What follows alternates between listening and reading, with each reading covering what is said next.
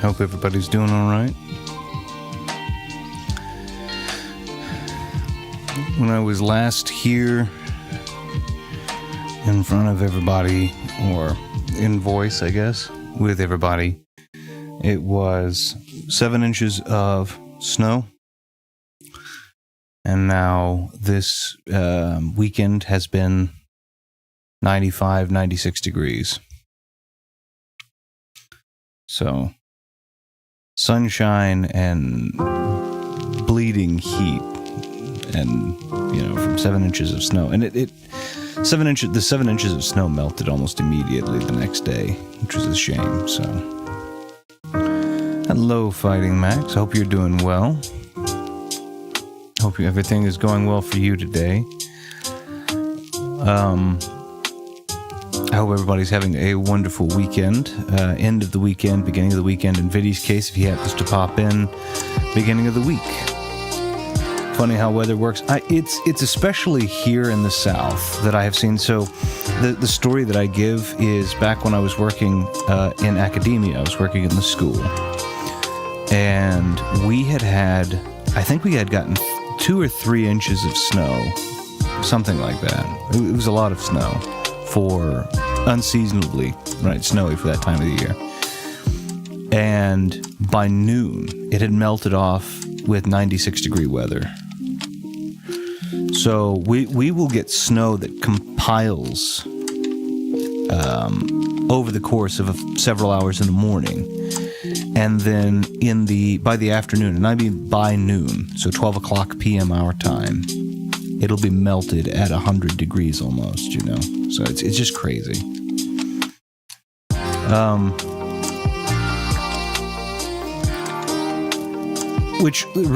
This is where the regional differences come, or the geographical, and that's actually kind of what I want to talk about a little bit today. I'll go ahead and say, before I get into that topic and scoot us over, if you are someone who's enjoyed the Celeste playthrough and you're enjoying the playthroughs that I'm doing, obviously we are happy to have you here. Generally, we speak for an hour or so before we do the stream, then we do the stream, or the video gaming stream, and we just kind of discuss whatever topic comes up, whatever comes to mind. I have a topic that I'm curious as to today. Maybe people will be able to help me shed some light on. But if you are not interested in what I do, or particularly, or a particular stream, let's put it that way, a particular game, a particular topic, I do heavily recommend checking out the channels that I have down below, which include Thumb Bros for speedrunning content of retro games. Very, very cool to watch. He was just live. Was it yesterday or day before yesterday? I believe it was day before yesterday. Yeah. That he was live doing a run of Super Mario Bros. 2, the original NES version. Really, really cool to watch that game done. So I heavily recommend that out. I think he's going more YouTube heavy than he has been Twitch heavy, but both links are down below. Of course, you also have Omega Ace Gaming, who's playing a Rockman and Bass game currently of the Mega Man franchise. Very fun to watch. He was live last night, which was super, super fun to watch. Of course, we have Ash Talks, which is the upcoming content of the ever-frequent Ash here. Very, very fun content that I recommend. There's nothing on this new one, but I recommend taking a look at and following, so that when he does go live, you will get to see that, because I can tell you, again, he's done content before, and it's pretty fun content. So I'm excited for when it comes. I'm not rushing anything. There's no hurry. There may be still a long wait yet, but when it goes live, I know it's going to be worth it. So, and then of course we also have Viddy's gaming videos and Viddy plays, candid Let's Play videos and Viddy plays, with more scripted, review orientated, and some candid material on Viddy's gaming videos. We also have Fighting Max's channel down there, where we got to see some Minecraft content, which I found interesting, not too terribly long ago. I thought that was pretty cool. And of course, there are other games that get played on that, such as the Phoenix Wright franchise, such as some niche games that I've actually not seen that I think are really, really cool Steam gems. And then, of course, really popular games like Skyrim. It's really interesting too, just as a side note, to see Skyrim still so well played and beloved. I remember I was working again in the gaming industry when that launched, and I actually helped launch that title. And now here we are. It has been 14 years, or it will have been 14 years in November, because that launched on November 11th of 2011. I remember that was the big thing, 11/11/11, and I thought that was really fun. So it's really cool to see that, despite the fact that 6 should already have come out, it's really fun to see 5 so well beloved. And then, of course, we also have the content of my beautiful wife, the Siren Ivy, over on Twitch, where she streams just kind of whatever makes her happy. Anything from The Sims and Enzoi all the way over to newer titles. I think recently South of Midnight, I think is the title, and that's one that I'll segue into. But just those types of whatever's fun, whatever makes her happy, which I think is a really good way to approach video gaming. I'm going to go ahead and move us over because South of Midnight is exactly what I want to talk about, and I want to see what people's thoughts are on it.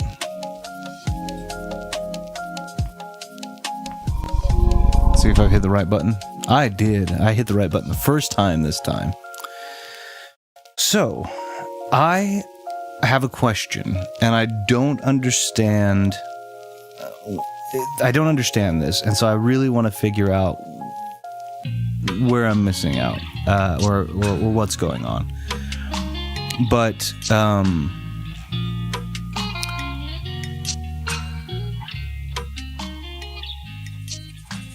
the game South of Midnight came out on Xbox a few days ago. It came out on Game Pass even, which I think is a really cool thing. And we saw kind of the animation style, and we kind of saw what the story is, and it looked really fun. Now, I'm going to go ahead and insert here that there may be a little bit of a bias, because despite the fact that my accent is fairly neutral American, or even potentially some transatlantic American, I am from the South. I am from I've traveled all over. I have worked all over. I have been to many, many states. I have over the past several years, decades even. But I am, and my family is from the South, and occupying, I would say, a vast majority of what would be considered the South and deep Southern states. Think what you will. Think what you will of stereotypically of the South. Truth of it is that some of that is true, some of that is bull, to be fair, to use a term. Some of it is stereotypical, obviously, and it's so whatever your notions are of the South, just I will say. The stereotypes are greatly exaggerated, like most stereotypes are. But what I can say is that for the most part, people from the South are very hospitable. There is a rich tapestry of cultures down here, even in the state that I'm currently in and have lived in for a while. There are 4 languages spoken. From the rich tapestry of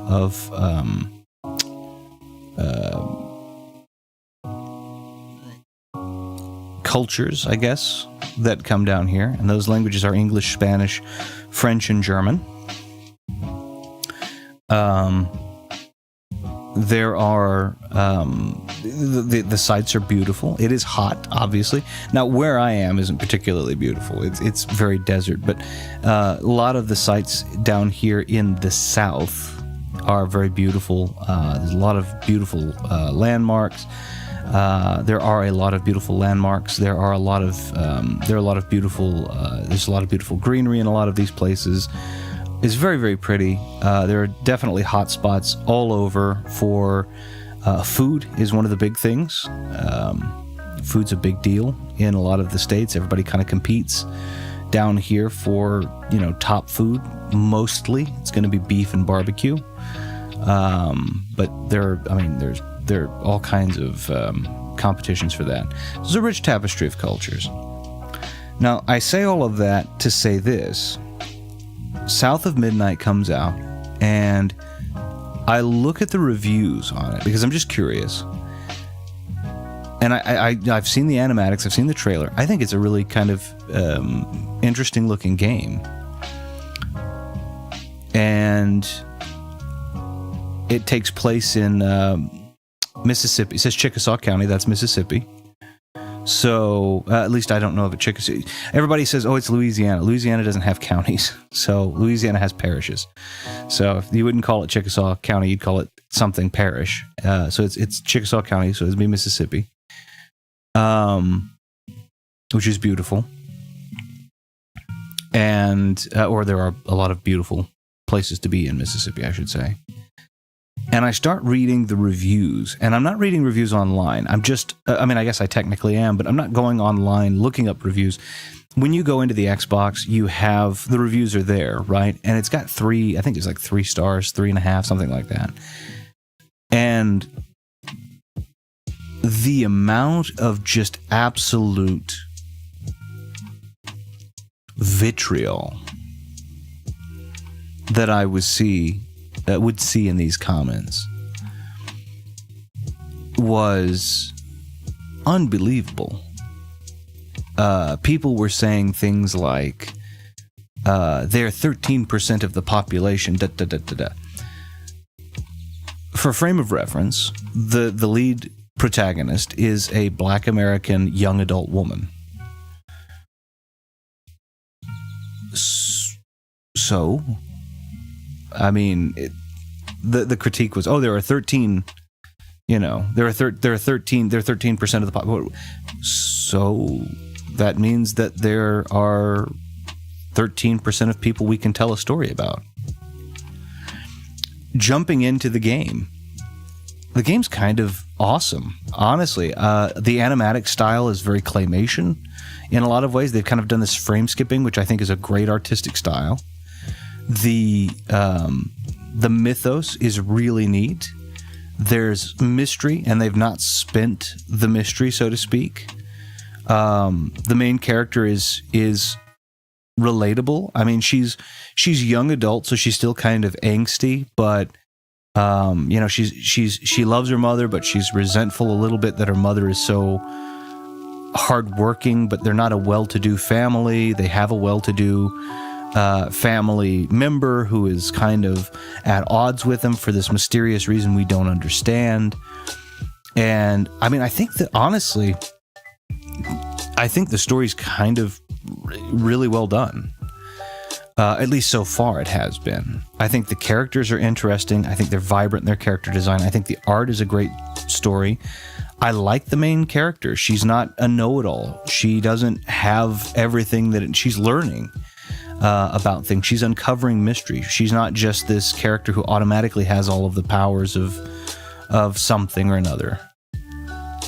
And I really like it. So can somebody do me a favor and explain to me why it's being so, why it's become so divisive, why it's so, like, I want to be very clear. I've had conversations on this channel about when I don't like that they've inserted a character for the sake of meeting a diversity quota. That doesn't mean I don't think we should tell diverse stories. I absolutely think we should, but they should be story orientated, and then the character comes in, not character orientated, and then we try to figure out how to make the story fit. Star Wars is a good example of that. 7, 8, and 9, I don't think Rey's character is well written at all. She is a Mary Sue. She has the answer to everything. Luke didn't have that. He struggled. He failed. He lost his hand. He couldn't believe it, and Yoda showed him that's why he failed. I mean, Luke who is, you know, in the extra canonical, becomes one of the most powerful Jedi ever, if not the most. He fails a lot, and that's a good thing to show. It's a good thing to say. The people that risk the most and run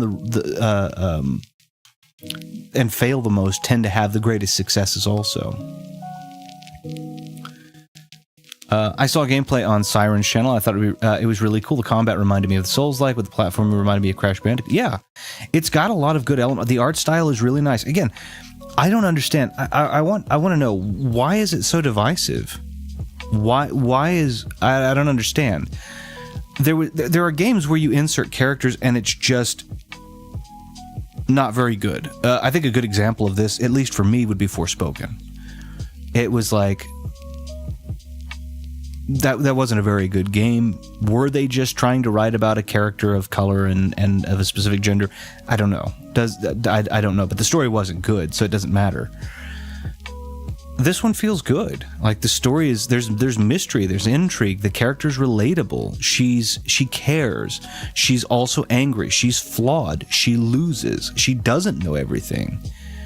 And it comes to bite her a couple of times. It's come to bite, so it's like, I don't understand why it's so divisive. Let me look. I want to see why it's so divisive. See if somebody can give me online an answer, just for fun. Let me see. Do I have a thing here? Let's move that over. Let's see. So I'm gonna look this. See if I can find this. Find this is south of midnight.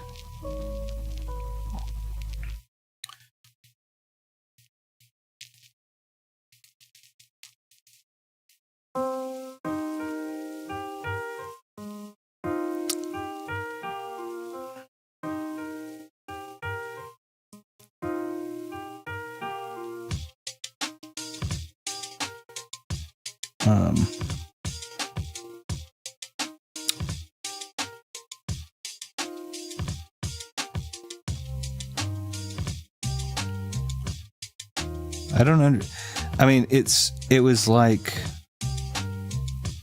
I don't understand. I guess there are, so I'm just looking here, and I know we saw some, it was like there were homages to the past, to slavery. I don't understand why that makes the game less good. Slavery was a very real thing. I mean, I don't think it hurts to tell a story that has a real history in it. Slavery wasn't just a Southern thing, right? The North fought for, the South fought for, just going into the Civil War for a minute, both sides, one side fought for anti-slavery, one side fought for pro-slavery. One fought for states' rights, one fought for federal rights. But the South wanted to keep slaves, which is obviously a bad thing, right? And the North didn't treat even the non-slave people of color, or black people, to say specifically, it didn't treat them well either. As far as I go, being from the South, the only difference I've ever seen between me and a person of a different color is the level of melanin in our skin. We were never raised, well, I'd say this, we weren't raised to care about that. Yeah, that was never something. So we've never seen, even all the way, even as far back as mine is, we've never seen your skin color as a thing that makes you better than or worse than, with exception to like sun, right? If you have higher melanin content, you can handle more sun than people that don't have as high of a melanin content. So obviously there is some built-in there, but that's about the extent of that, right? We've never seen any sort of difference in the people. So are they, I mean, in terms of the capability or intelligence? So I'm curious, is that something that appears in the game?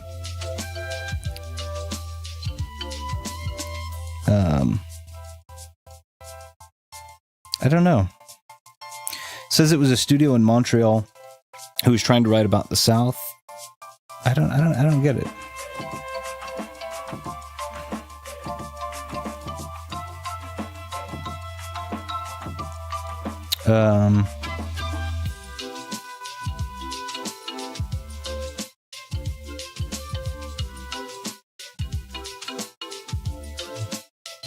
Yeah, it looks like most of what I'm seeing is that people are saying that they didn't handle it well or whatever. Said it was a Montreal studio, and they said, well, they wouldn't know anything about the South. They wouldn't know anything about all of the South, but Montreal's probably got a pretty, or at least I would assume French-speaking Canadian areas would actually have a pretty good grasp on the pulse. I think on the pulse. Is it on the pulse? Is that what I'm going to say? Of the South, because the Cajun people from Louisiana, a lot of those people were immigrated from Canada. Usually it was from like New Brunswick, Nova Scotia. So I don't think that's probably right either. People also hate Celeste for the main character being trans. I didn't know the main character was trans. But it doesn't change anything. Like, not Celeste. Good Lord. Well, her name's Retro in this. What is it? What is her default name? I can't think of it. Madeline. Madeline is it Madeline? Is trans? Changes nothing. So that's what I don't understand. Let me. So I want to be very. I want to try to be. This is a tough topic, so I want to try to be as eloquent as I can. If you make a story, Madeline, okay, yeah. So if you make a story and it's a good story, and then you insert a character into it that happens to have characteristics that are atypical, that's fine. Right? If we're talking about depression, like for example, let's use Celeste and my interpretation thus far, right? There's more to still be learned, but you have a character who's battling with panic attacks and depression. That's what we know, and self-worth issues, right? And she's climbing this physical yet also metaphorical mountain, this overcoming, and she's kind of embracing her darkness, and there are a lot of deep topics there, right? And so if you just happen to insert, she's also a trans character, well then all of a sudden that kind of fits, because it's like, maybe that's why she suffers from all of these things. Maybe she had a bad experience when some people found out. Maybe they were awful to her. Maybe, that makes sense. And the story is cohesive. And the character makes sense. It's when you don't write a story that is good and cohesive and deep, and you say, let me throw this person in there just because. Or when you take an established story and you try to replace beloved characters with others. I don't know a ton about Harry Potter, but I guess one of the examples that I would give is Harry Potter. They're apparently doing a Harry Potter reboot, and the character playing Snape is a Black American or Black European gentleman. I can't remember. And that kind of goes against the canon. And you say, couldn't he be? Well, no, because the book was written. This was the story. This is the art. The artist has already put that out there. Could there be another character that, if you're telling like a backstory that Snape grew up with, that was his best friend, compatriot, inspired him, teacher, and something happened there? Absolutely. That's not, as far as I know. Again, I don't know a lot about Harry Potter, but as far as I know, that hasn't been established. Right there, right in that space. But when you're trying to pull this and that and the other out, and that's unnecessary. It doesn't need to be. And a lot of people, I think the pushback that I hear when I usually say that is, well, people of this persuasion, people of color, people of alternative gender identity, they deserve stories too. Yes, I completely agree with that. But they don't deserve to take the stories already established. They deserve to be able to have their story. And they deserve to be a part of the yet established stories.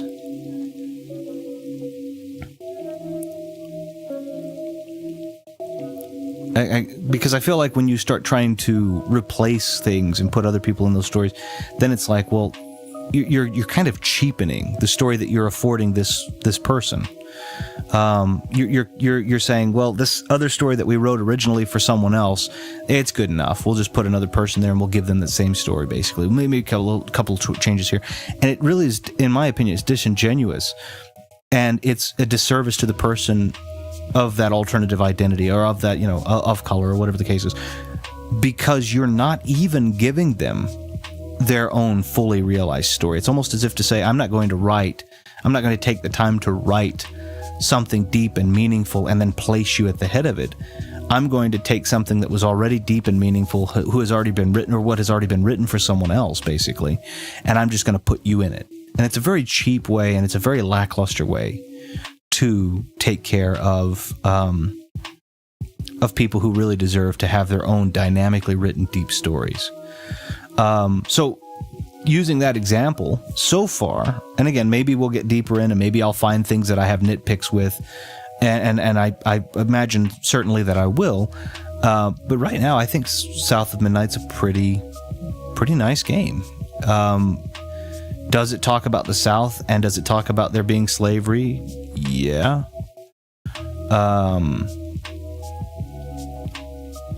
Is that something we should avoid? No. Is that something that we should pay penance for today? No, that also isn't the case, right?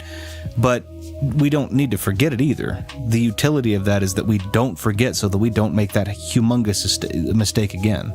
That's literally one of humanity's largest mistakes. Everybody has made it, by the way. Not everybody individually, but every culture has made that mistake, and it is because we kept forgetting. And now, Europe and America and all of these other different places have put a stop to it. Pretty well, not worldwide, but almost worldwide, a stop has been put to it. It's like, okay, we stopped forgetting. We started remembering. So now when we move forward, we're not going to do that again. So it's like, that's kind of the idea. People have been pushing back against representation for the sake of representation. They want good stories, content, good stories first and foremost. And that's the point. And this is, I've said this before, and I say this loud and proud every single time. Do not make people a checklist, because that is insulting. Don't go, I need to have a person of this persuasion, this color, this. That relegates everything that is unique and special about that person to that one attribute that you feel like is being excluded. Right? That is completely condescending. Right? In this case, if Madeline from Celeste here is trans, it hasn't popped up yet. And if it does pop up as the origin of this already now well-established story, then I'm going to go, oh, cool, that makes sense. This is a person who is disenfranchised for this reason, and we've gotten, but we didn't. That wasn't even the key factor. It wasn't right out of the gate. It was, we have learned about this character. Forget for a minute their gender identity or even what they look like, right? Forget what she looks like. Forget all of that. We know this character has self-worth issues, is afraid, is fragile, has an ego, has an ego, has a dark side, is somewhat, in fact, egotistical, right? Not just an ego, but it's just an egotist, is oftentimes inflating their self-worth with false self-worth, right? Almost kind of a savior complex, where it's like, I can come in, I can help, I can do this, despite having so much doubt in themselves. If I say they this whole way through, and I give you those, you look at that and go, wow, and you feel like you know something deep about them. But the fact of the matter is, I didn't reveal a name or what they look like or what they were wearing or anything. All I did was tell you, these are things that this character has. And then, now it's the cherry on top. Oh, it's Madeline from Celeste. Madeline happens to be a trans person. you've gotten to know the depth of them. And so now all of a sudden, now that you know the depths of them, right? Adding on, oh, it's a trans person. Now it makes sense. It's not an extra injury to insult. Now it's like, oh. And leaving a little bit to the imagination, or even giving one example and saying, I can see where this is continuous, right? Where it's like, oh, now I understand. She had an experience where people discovered it and made her feel like less than. And then it's real, because you have the experience of this character is all of these things, and oh, now I know kind of why. I think that's the way to do it. But when you just, right out of the gate, chapter 1, you're going to play as a trans person. Oh, cool. It's like, are we going to establish that same depth? Or did you just decide that this was going to be a story about general this, that, and the other, and you were going to insert a trans person into it for the sake of having a trans person? So I think that the fact that I didn't know, and I like this character so much, and then you told me, you were like, oh, she's trans? I'm like, oh, okay. Now I can understand maybe what happened, or I can imagine what may have happened to create some of these issues that she's been fighting this whole time. And it's kind of leaving it to my imagination, and it's having me think on this character and what things maybe did happen or didn't happen, or, I think that's a good thing. I think leaving that little bit to the imagination, or revealing these, not being so on the nose, I think that's a really cool thing. So again, I don't have a problem with people being represented. I agree completely, by the way. I don't have an issue with the character being an alternative identity, being trans in this case. It's just because we've gotten to learn so much about the character, yeah.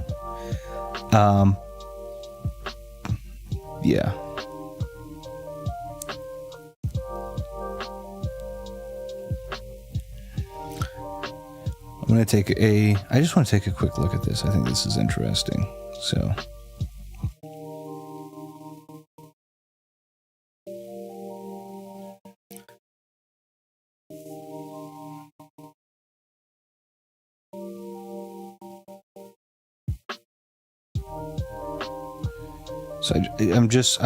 I'm very curious here.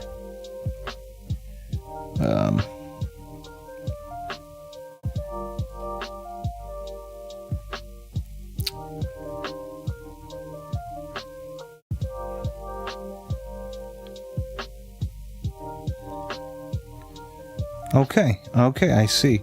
So it looks like that the developer of Towerfall and Celeste is someone named Maddie Thorson, and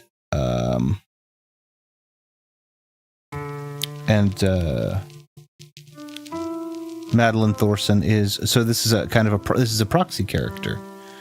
Okay, this is a proxy character of Maddie Thorson, who is also the creator of these, who is also trans. Thorson, by the way, I find this interesting. This is an interesting piece.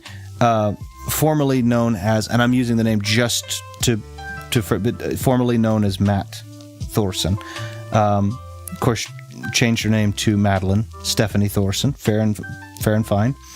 I find it interesting she didn't change her last name, because Thorson is a patronymic name, or it's a homage to patronymic naming conventions. So, in specifically Scandinavian customs, you patronymically name your child, right? Patronymically meaning after the father.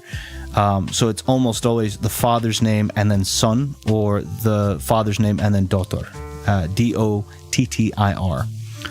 And so, like, for example, there are video game examples of this that are non-Scandinavian, right? For example, in Splinter Cell series, your informant is Anna Grimsdotter, or Daughter of Grimm. or daughter of Grimm. So in this case, this is Maddie Thorsen, which is a patronymic naming convention for son of Thor. Which technically, if we were going according to Scandinavian gods, would be Magni, Modi. Those would be Modi Thorsen, Magni Thorsen. What is the other? I think we already have it too. Thrud. Thrud would be Thorsdottir. So I'm surprised that the last name wasn't changed to Thorsdottir to get away that from the, because Thorsen would be son of Thor, so may change it to Madeline Thorsdottir. But interesting nonetheless. That's just me being speculative. So very interesting though. Okay, sorry. Let me catch up here for a second. Don't build your story based on a certain characteristic of a person. Build it around that characteristic and how it's merely a facet of their current life. Don't try to make them likable based on that characteristic alone and nothing else. Well, and again, in this case, right, we're talking about Maddie, or Madeline here. Madeline seems to be a proxy character. Now I know that, but I'm on chapter 7. This is the 6th episode. I'm on chapter 7. I didn't know that. And so, not using a single... Maybe she doesn't want to disconnect from her family and only that side of her. Right. Well, it wouldn't disconnect from her because a patronymic naming system wouldn't change her name away from her family.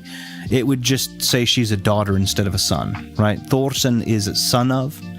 She would be Thorsdottir, which would just be daughter of. That's why I was saying that, because it wouldn't disconnect her from her family. It would just say I'm a son of, not a daughter of. I mean, I'm a daughter of, not a son of. Excuse me, I got that backwards.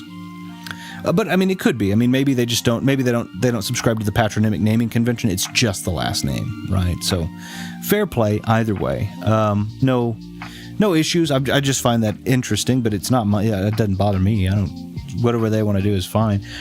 The fact is, we're on episode 6 of this. We're on chapter 7, really, and the fact that I didn't know that until now, that's a good story, because you didn't take any single characteristic of the person. You gave me all of the person.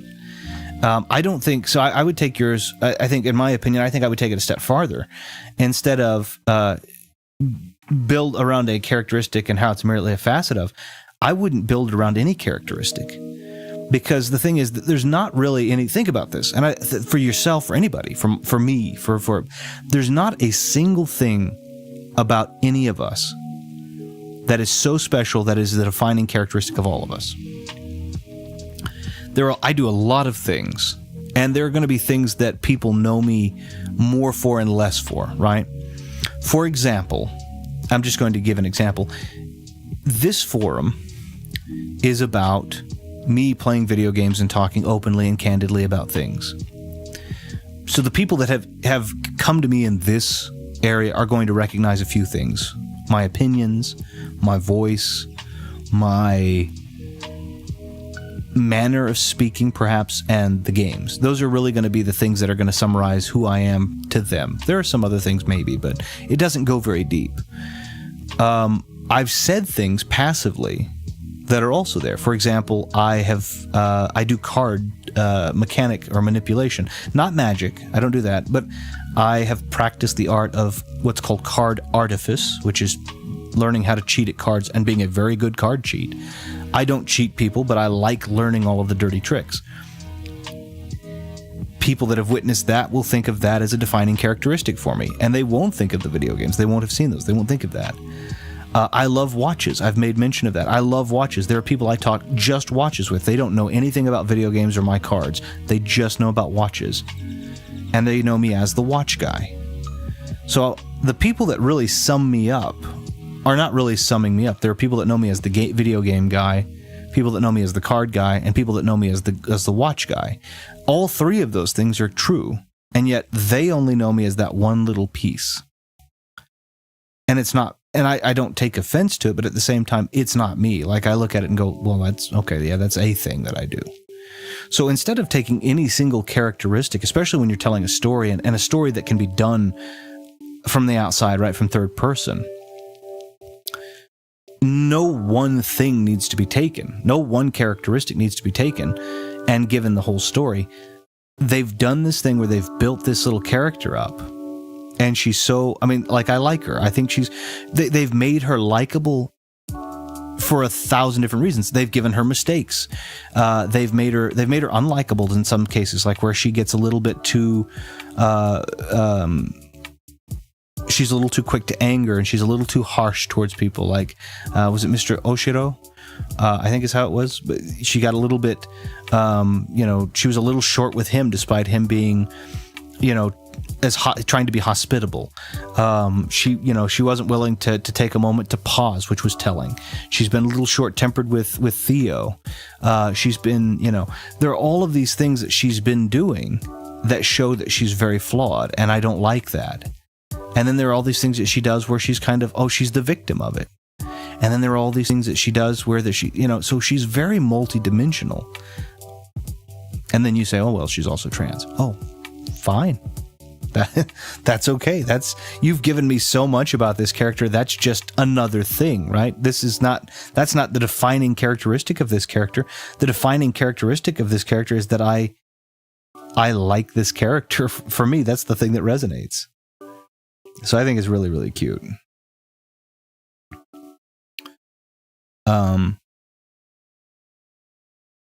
But yeah, I think it's, like I said, I like it. I think it's really,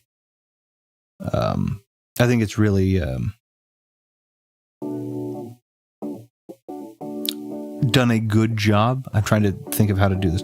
I think it's really done a pretty good job of getting creating a multifaceted character. I think that's, yeah. So.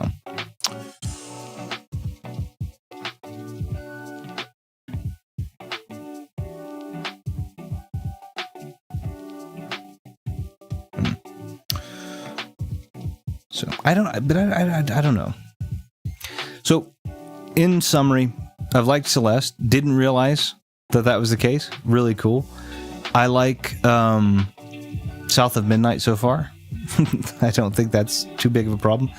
I do. They did. I mean, they used to do, like. Let me throw something else out there. They used to censor trans individuals or individuals who had, like, intersex individuals. Good example of this, I think, would be Xbox 360 and PlayStation 3 made a game called Nier, N-I-E-R. In America, in North America, it was the main protagonist was a very large, very masculine, Conan the Barbarian-esque man.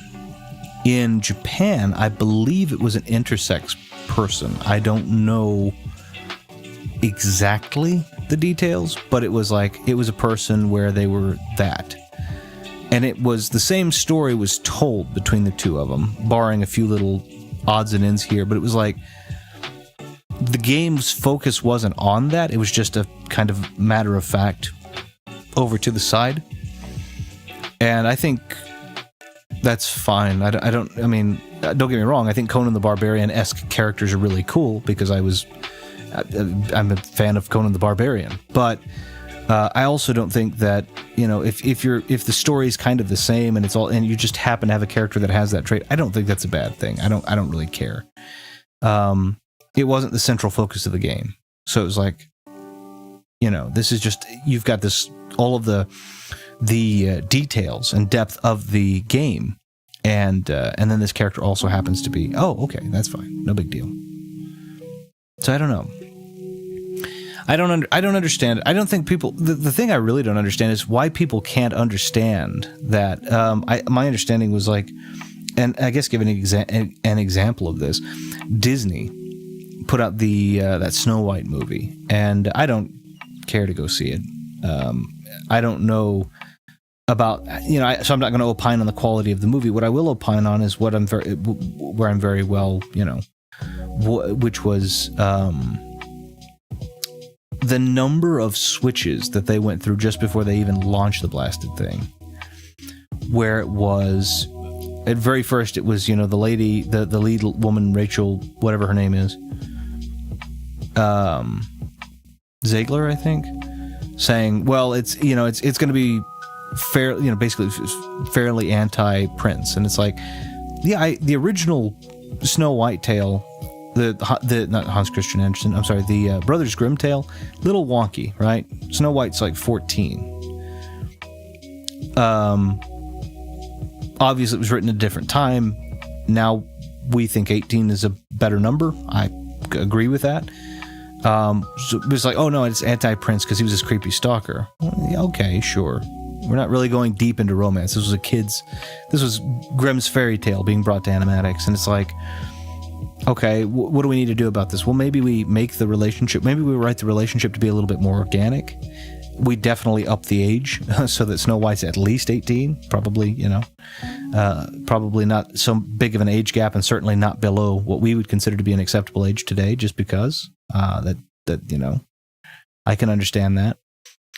And then we're going to put, instead of the 7 dwarves, it was like, well, we're going to put 7 disenfranchised groups represented by one kind of figurehead.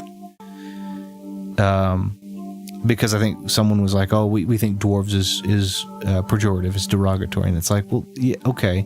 We're not talking about little people dwarves. We're talking about mystical, magical, in the same way that fairy has been used as a derogatory term, but we don't see the little winged creatures that we call fairies taken out because of that, because we're not using it derogatorily. We're using it in a mystical world, The dwarves aren't 7 little people.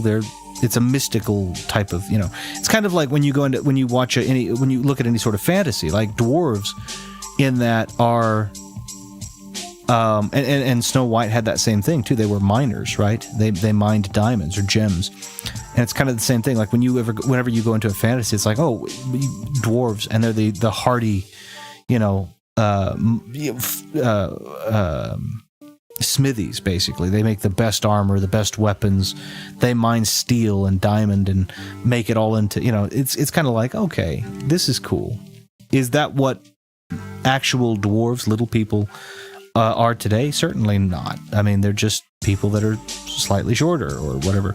But it's kind of where, that's what we have. And it's like the same situation. These little dwarves are miners who mine gemstones, who were kind, and they're very good. They are, well, yeah, they're all one-dimensional. Well, that was it was their character. It wasn't that all dwarves were one-dimensional. It was that a guy named Happy was happy, right? A guy named Dopey was dopey. A guy named Grumpy was grumpy. Like, it kept it simple for kids. It's not a social commentary on little people and being simple, because that's not true. So it's like, so then anyway, they took it from that, and then they moved it to dwarves, and then they moved it, and it's like, oh my goodness, they just try to please everybody. It's like, stop remaking this stuff. If you want to start talking about bringing in the disenfranchised or whatever, start writing new stories.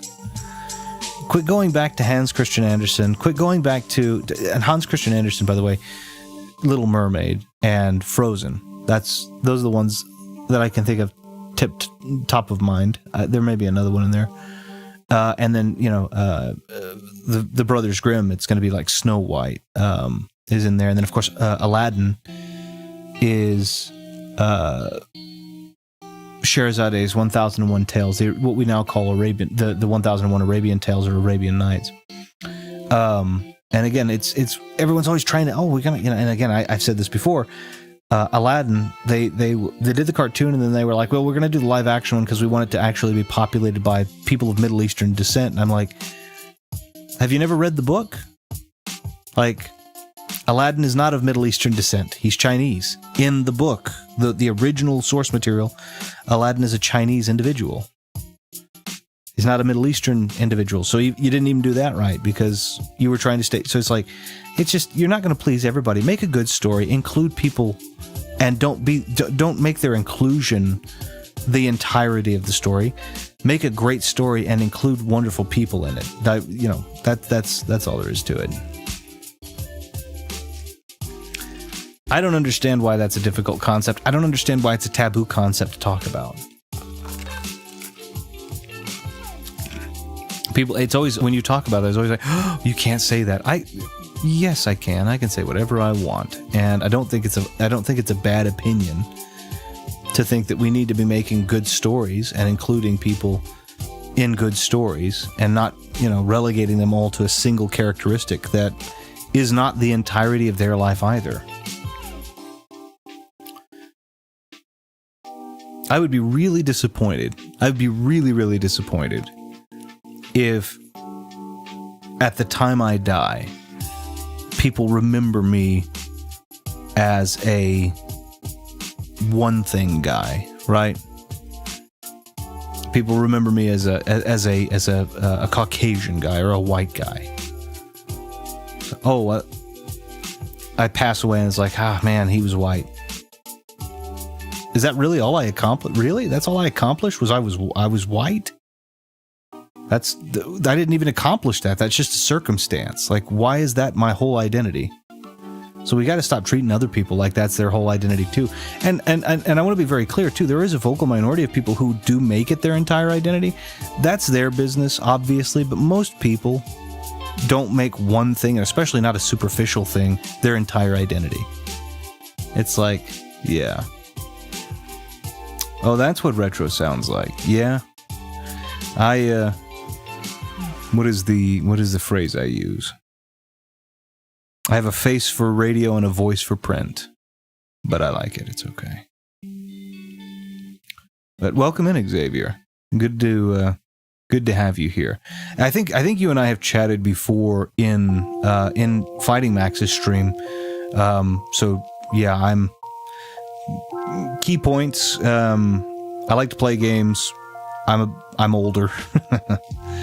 And I like to talk about philosophy and things that people feel like don't need to be talked about anymore. And I feel like that's a dreadful shame. I was talking a bit about philosophy on my stream and the subject about being kind. Do you think people would be more inclined to be kind if it was a reward for being kind or for its own sake? Yes, but then it wouldn't be being kind.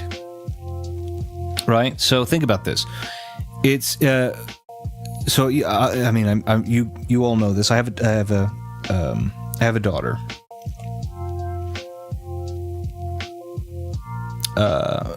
We talk in Max's streams. Would you like to be a part of Tania's private server? By the way, I don't know if I know who Tania or Tania. I don't know if I know who that is. If it's an arena that you feel that the people that are involved feel that I should be in or would be welcome in, and people would like to talk, then sure. That's your invitation to give, not mine to ask. Sorry, green tea. Always a nice way to clear the palate for a second. So. Let me say this. So I have a daughter, probably not far, if I'm to be a little presumptuous, probably not far off of several of your ages. And when she was little, I taught her that not every time you do a good thing will you get a reward. And the reason that is because I wanted her to do a thing. I wanted, firstly, good. We talk about good, and that's a big can of worms to open up. But I wanted her to do things. I wanted her to assess the situation, determine what was good by a utilitarian standard, right? What is going to cause the least amount of harm or the most amount of product, effectively, or out of this circumstance, to the most amount of people for the longest amount of time. And I wanted her not to feel like she was going to get something out of it all of the time, because I wanted her to be okay with the circumstance being sufficient. And that is...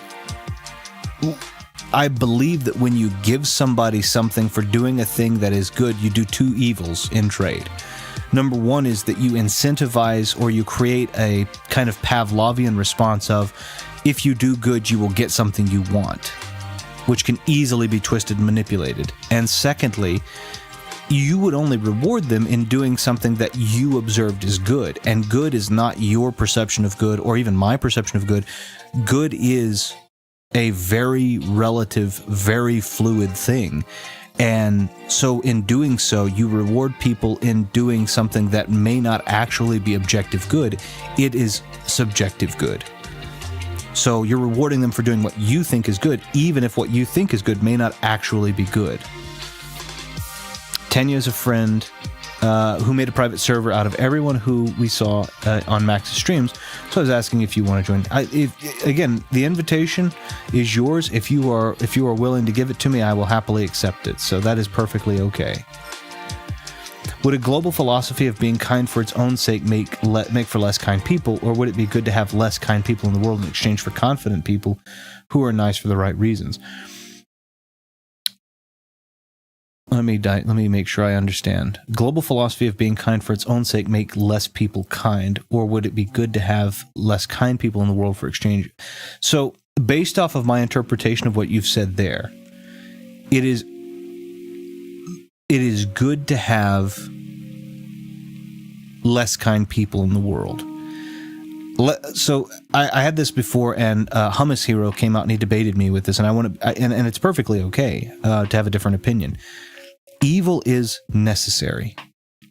The world cannot be all good, and this goes to how do I want to say this?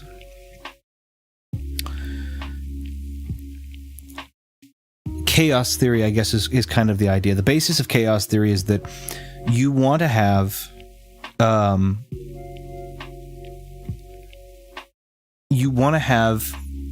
something that is the opposite of something to teach you the hold on, let me see if I can think of how to articulate this so it doesn't sound completely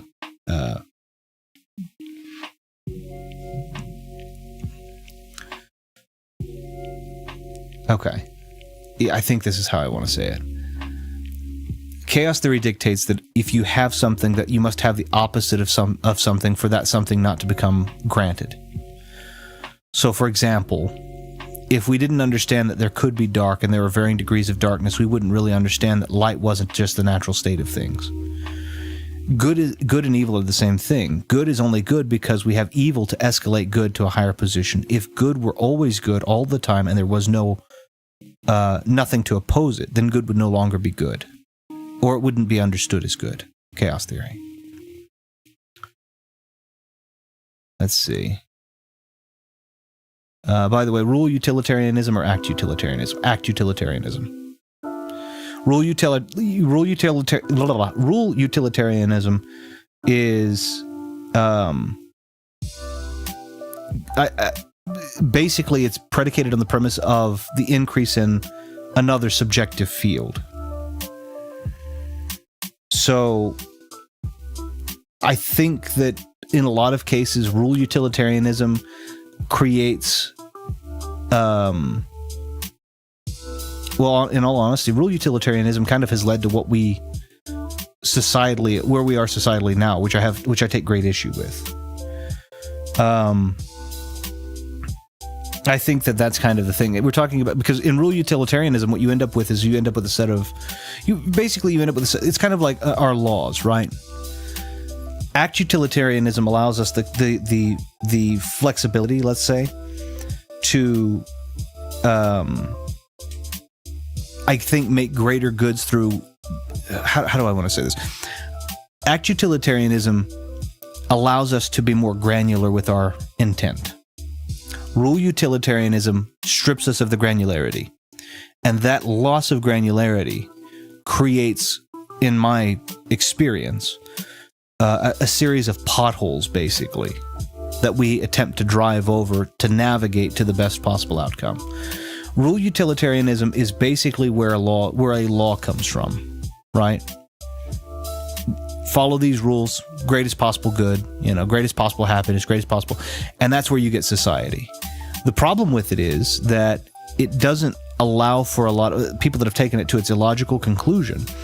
It doesn't allow you a lot of nuance, and it doesn't allow you to really discuss a lot of things. For example, let's take a rule utilitarian principle like One of them, let's take one that's been taken, I think, erroneously recently, which is not to speak on certain harmful topics. As a general rule, if people don't speak on harmful topics, then people won't be made uncomfortable. And if people aren't made uncomfortable, then they have a tendency to err towards happier. And that means that society can have a tendency to be a little bit more positive and a little bit happier. That is absolutely the worst possible outcome we could ask for. It's a decent rule of thumb if you're thinking about how people feel. But if we're talking about getting to the root cause of an issue, it completely destroys the nuance necessary and the granularity necessary to create a framework for fixing that problem. And the first framework for fixing that problem is the discomfort of being willing to address something that makes people willfully unhappy, so that we can make create a framework that is not only skin deep and will allow us then to, I guess, fix, or at the very least make progress on fixing a problem. And I apologize for the plosive there on the word progress.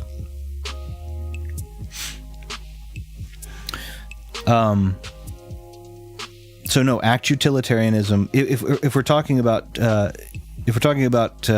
my specific belief, act utilitarianism, individual action taken.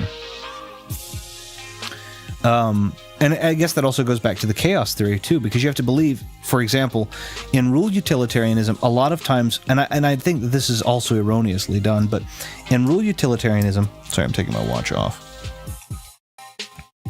In rule utilitarianism, you also have a group of people that basically agree upon the constructs that we consider the laws, the rules, etc. And again, those are the frameworks of comfortable society. But as I've just stated, chaos theory dictates that the opposite is necessary. Oh, by the way, do you believe if God exists that he can break the three assertions of thought? That's a good question. So I believe there's something greater than us. Let's be straightforward. I believe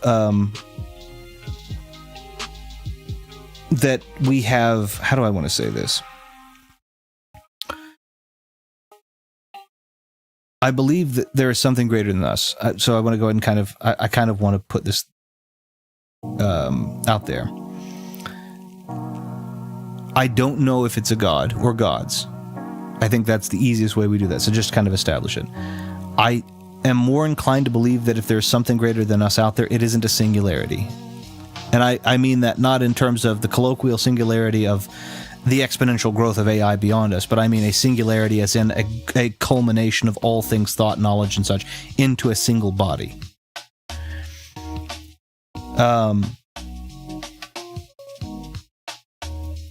A lot of people, when you talk about this, I want to make sure that I'm completely on the same page, because I've heard the argument of the breaking of the three assertions of thought from a singular God, and generally I've heard that from the Christian perspective, and it was basically that they could the three assertions, for I guess for my understanding here, three assertions of thought are the Aristotelian principles of thought, right? Which basically people have kind of wrapped into logic, which are the law of identity, the law of non-contradiction, the law of excluded middle, right? Those are supposed to be laws of logic, which I disagree with vehemently, but they're Aristotelian principles, right?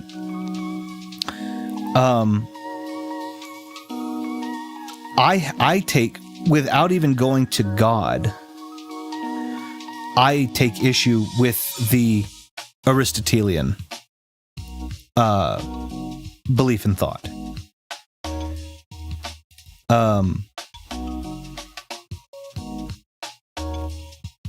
Not all of them. Like, for example, I think the law of excluded middle is probably fairly accurate, right? But I think that rule, for obvious reasons, takes away a lot of the nuance of a particular thought.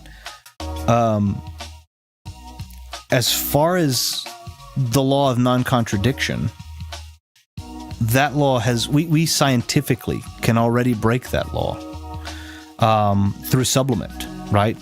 We can break that through a sublimate. A good example of that law of non-contradiction is that things that are solids are not gases, right? In that regard. is this thing a solid or a gas? Let's say, for example, dry ice. The answer is yes. There is mutual exclusivity in almost all other chemical composition. However, this is a sublimate. So because it's a sublimate, we have a random amalgam here where two opposing things are true at the same time without the middle step that is necessary in, for example, another composition. So, again, this is one. The same example could be true of a non-Newtonian fluid, right? A non-Newtonian fluid, is it solid or liquid? The answer is yes. And the truth of almost every other is that you cannot be those two things at the same time, yet non-Newtonians are. So, obviously, Aristotle lived a long time before Newton, so non-Newtonian, and of course non-Newtonian is indicative of things that occurred even after Newton's rules, right? Newtonian rule. So I take issue with the Aristotelian principles any which way. The law of identity also is saying that something is what it is, right? So, for example, I can say that, I could say that, what is a good example of that? I could say the number 2 is the number 2. But the problem with that is that something being what it is a subjective principle, which is a principle of observation. So what something is to me and what something is to you is not the same, despite the fact that it is. The only thing that we can state is that what is, but what is cannot be what it is, defined exclusively. For example, your definition of a color and my definition of a color may vary in the semitone shades. And so therefore what that is something arbitrarily named and something independently defined. So even if we're talking about God breaking the 3 assertions of thought, making sure that I'm understanding it, is I take issue with the Aristotelian thought process because I don't think that those principles are true. What is still subjective, right? One argument I heard from a friend is that if God were to break the law of identity, it opens the possibility of God not being his own identity, so the possibility of God not being God. That's true. But the fact of the matter is, without God being able to break that possibility, let's just think about what we can do humanly speaking. What are the objective, not suppositions, what are the objective assertions that you would posit that define God universally as God? What tenets does one have to follow in order to be defined as God that you could then assert to me, and I would have no choice but to agree upon all of those tenets and the definition therein?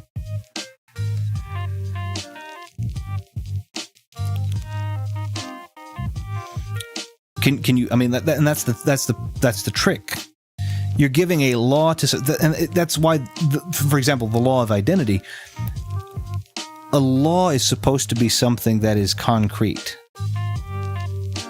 and an identity is not. An identity is not a concrete thing. It is an observed, subjective thing. So a lot of people try to go with like teleological debates, especially when we're talking about the teleological debates. A lot of people try to go with the some people try to establish a priori, which you can't really do because this is supposed to be the definite first of all of existence. So you can't have a priori, because a priori would be that which came before. You can't do that. A lot of people try to state that there would be a what is another good example? Or what is the other? What is the? I think the teleological debate's probably one of the stronger ones. What was the? I can't think of the name of the debate right now. But any which way, the point being is, you would, if you could develop a sense, you would have to be able to develop a series of.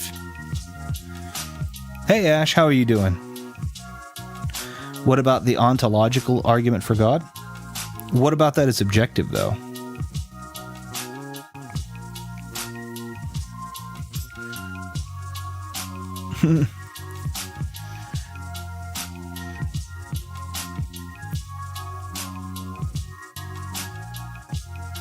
You have too many. The ontological argument has too many. Like That's why I'm asking what is objective about that. The ontological argument is a philosophical argument. Philosophy isn't objective. It's why it's philosophy. It's ethereal.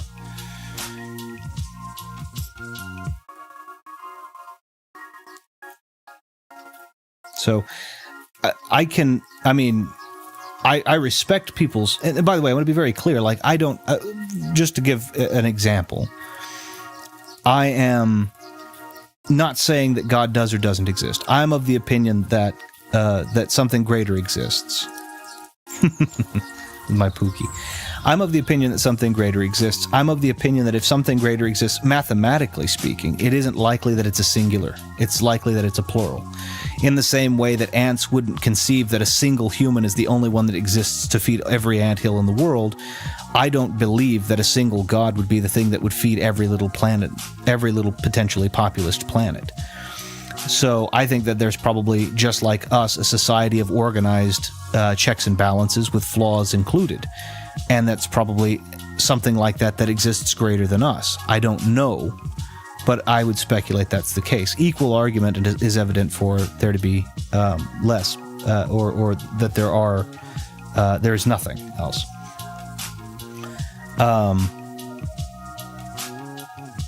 But it also considers, I believe it generally predicates itself on several very, very, I'm already known on ranked Pookie leaderboards, very nice. I think a lot of people assert the ontological argument of God as that something must be greater than something else because X, right, perceptually. I think that one is perceived as that existence is one of the greatest possible goods, or at very least that because you can exist and observe that existence is great, not always, but generally, it's better that you be given the option to, or better to have been given the option to live than it is that you not have been afforded that. That's not an objective fact. So you're already establishing this philosophy on a thing that is highly subjective. I've lost friends who believed that to not exist was a greater good than to exist.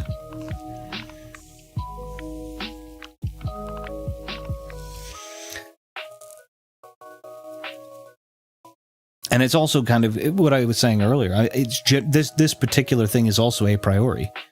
So you have to argue a priori to a tip, but the problem is that a priori loses utility the minute you hit the beginnings of a particular thing, because a priori cannot go beyond the beginning. That's what a priori means, is that which came before. And so you're going to use an a priori argument, and not you specifically, but ontological people that are using the ontological argument are using a priori until it doesn't suit the narrative anymore, right? A priori until we hit an arbitrary point, which is God generally. Okay, we're going to a priori. Oh, now we've gotten to God. There is no more a priori. Well, then why was the a priori? Why did you create this a priori that we have no actual evidence? It's just kind of a stair step of not. I guess it's kind of creating an a priori structure arbitrarily. That's what I mean to say. Where's the Celeste? I thought we were Celesting over here. We usually spend the first little bit talking about things like philosophy and such, and I like to do it when I'm not playing a video game so that I can kind of think and digest on it a little bit more deeply. It's very difficult to digest philosophy, at least truly to digest and listen to philosophy when you're playing a video game, especially one that's as difficult as this one. I'll jump into that here in just a second, though. But in the ontological argument, you kind of have there are a lot of things you kind of have to take for granted. I mean, not you have to take as granted. You have to take existence as one of the highest possible goods. You have to take that the highest possible good exists, that the highest possible good exists, and it doesn't solve the issues. Also, for example, I think the philosophy of the evil God, and this kind of ties into what Fighting Max was asking. Also, is if there, let's assume for the sake of argument that there were that every god that has ever been put forth into print, or it has been put forth out there in some way or another, exists, then logically it would make sense to follow the most evil one, right? The one that was going to punish you the most. Because to garner favor with that one would be to minimize punishment, potentially minimize punishment, or at least to hedge your bets effectively against the punishment of that one. Whereas the other ones, the worst would happen is one of them would be the true one and that you would get a lesser punishment, right? So it's kind of like there are all of these different arguments that kind of float around that a lot of people try to use to prove that it is or isn't. I believe that there is something greater than us. I don't know exactly what they are. I like the idea of assigning the names of the Norse gods to them because I like the fact that the Norse gods are flawed. I like the fact that they have a leader. There are a series of checks and balances. There are different branches, right, of God there. There are those that are intended to oversee the heavens and then those that are intended to oversee the earth. I think that's a really cool way to look at it. And do I know that it's true? Am I going to say that it is? No. Do I strictly believe it's vain to believe we're the highest possible good, or the highest possible being. But I also believe that whatever being is above us may not firstly be the highest possible being. We may be several rungs down. And also that the beings that are above us do not necessarily mean perfect or good even. That they may be simply more knowledgeable, longer lived, more powerful, and flawed also. Add an extra level of dimensionality, and I mean this geometrically speaking, and the mistakes that they can make are in entirely different ways than what we can even perceive. And so it's like,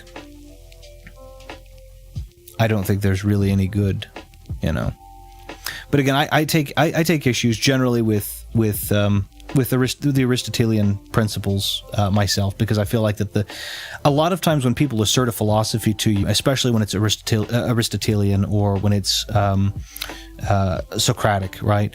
Or when you're using, especially when you're using an argument for God, right? Because a lot of these came from, you get Saint Aquinas or Saint Thomas Aquinas and Saint Anselm and Saint this and that and the other, and they go through and they give you this.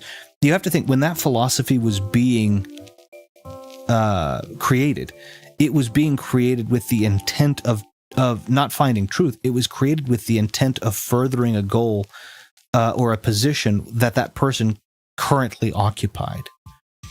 It wasn't necessarily, to some extent. For example, I've made no secret, I'm a very big fan of Kierkegaard and his arguments of existentialism, and of course he was a devout Christian philosopher also. But it's one of those things where it's you have to understand that a lot of people are going to firstly be a byproduct of the environment that they were brought in, and they're going to make arguments that are going to try and not to buck against all of that. And what I think is necessary is discarding all of that.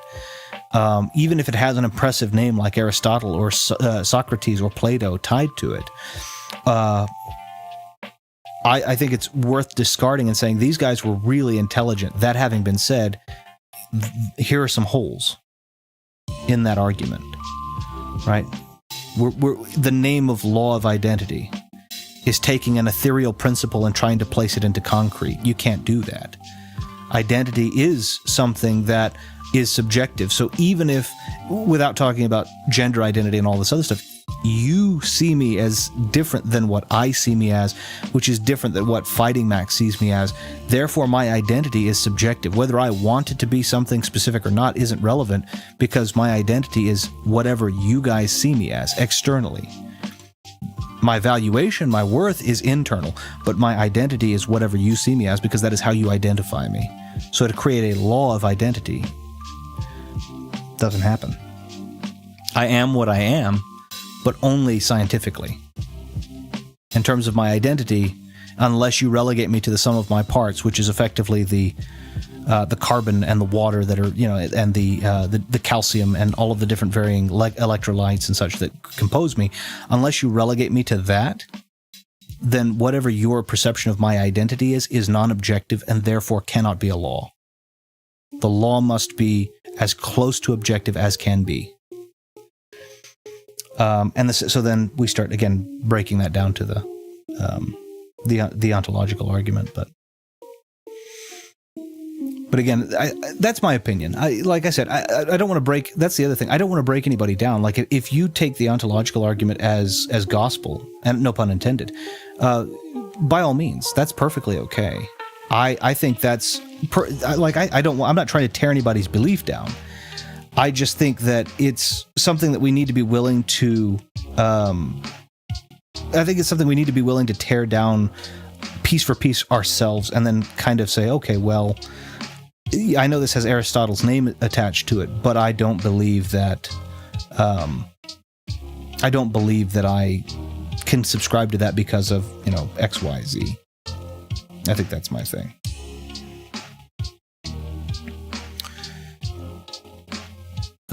Do I believe in the abstract of the consciousness? So let me add, because I think that's fairly multifaceted, right? The abstract. Are we talking about things like? Are we talking about like projective? Are we talking about like projective conscious? Are we talking about when we're saying about when we're saying abstract of the consciousness? That covers a lot, right? We're talking about there's how do I want to say this? That's a good. The answer is depends on what aspect of that you're talking about, because there's a whole lot. Like if you're talking about subjective. Oh, okay, I see what you're saying. Well, even still, are we talking? Does that? Let me be very clear. Are we extending that into like what they used to call it in the 60s, the prospect of morphogenic fields, right? Because I think that was in the 60s they kind of talked about it, right? What do we call it now?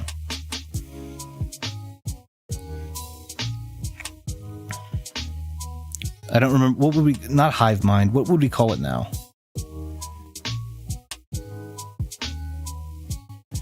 I'm not sure. There's something else we would call it, but anyway.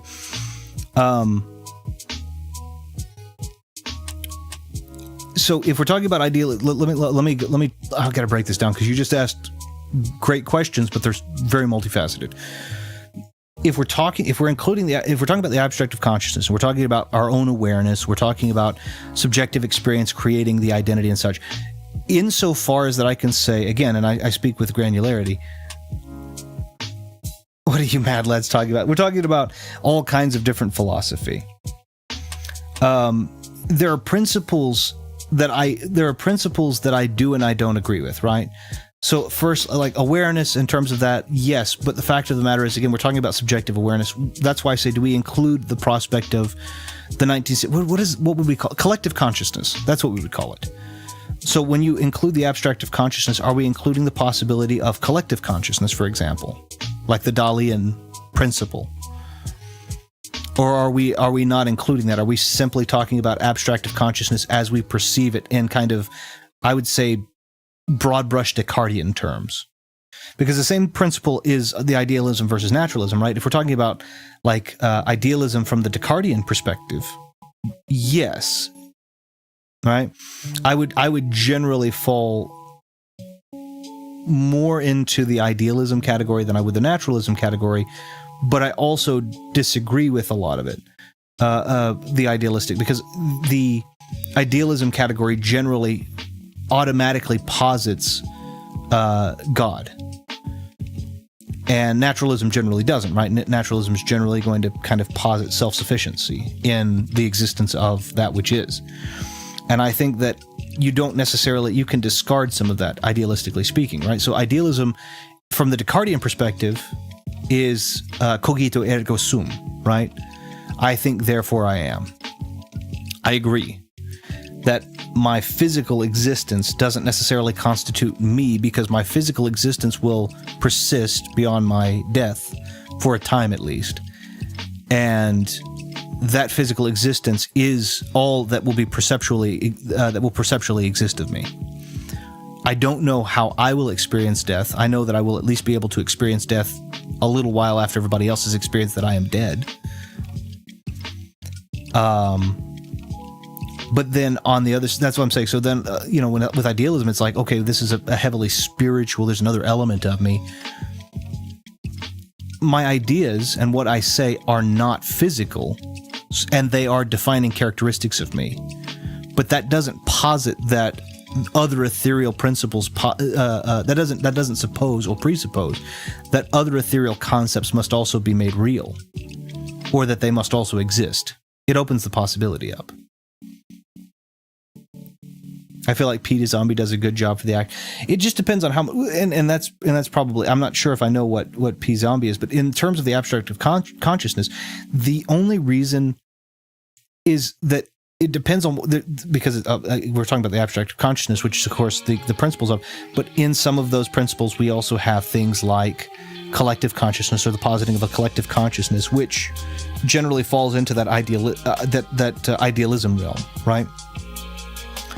That consciousness is beyond us, and that we have the option, or that we are a part of that greater than we physically are.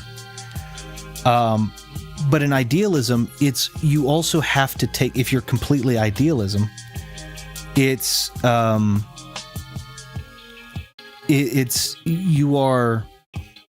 have to kind of subscribe to other ethereal things, that they have to be asserted almost as given.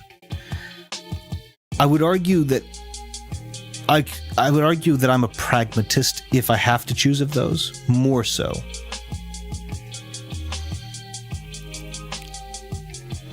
One of my friends made an analysis on P Zombie regarding consciousness. I'm going to copy. Sure. I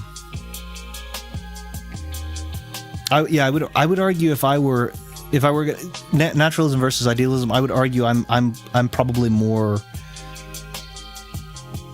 I would say more pragmatist in that regard. With the exception of that, in the idealism, I believe that thought is real, and I believe that the thought of something can make real. But I do also believe that that's something that isn't complete. I don't know if that makes sense. So, but that's what I would say. I think that's what I would say is, I would say I'm more of a pragmatist. If I had to choose between the two, I would incline towards idealism, but I would disagree with many of the tenets of accepting other ethereals. I think I would err much more into idealism, though, even still. Because just because something is just because naturalism states that something is observable and therefore that is, doesn't mean that we shouldn't be looking at the cognition necessary to observe it as a real process, right? So, let's use an overly simple example. A tree is real, therefore I can observe the tree, therefore it is real. But my observation process and the process of observation, cumulatively speaking, are also real because they are requisite to define that which exists. So, for example, if nobody on the planet exists anymore, and there is no ability to observe, which requires thought, which requires a mind, then the tree may still exist, but we have no one to observe to demarcate that. Therefore, it does not exist, because existence is something that is in process observable and relayable. Excuse me. So I lean more towards idealism, but I would argue I'm an ideal. I would say I would call myself a pragmatist with tendencies towards idealism. Actually, it's funny you say that too, because I had that same conversation with somebody literally like 3 weeks ago, actually. I had that same conversation with somebody about 3 weeks ago, and that was what we were talking about, was the objective existence of a thing. Does it exist because it's physically there, or must it be observed and relayed? And the answer is both, right? It has to exist, because if it doesn't exist, it cannot be observed and relayed. Only its absence can be. And then but if it exists and it cannot be observed nor relayed nor communicated, right? Then the existence, because the existence isn't observable, isn't. Because existence must be observable, and there's nothing to observe it.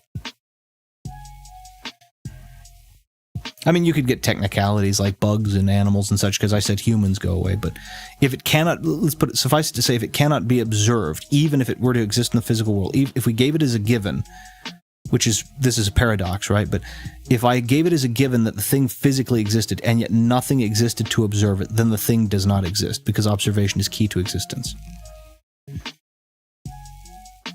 There we go.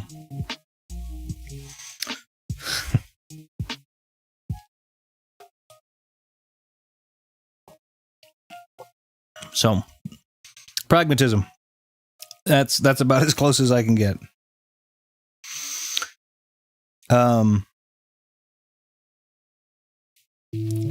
But yeah, in terms of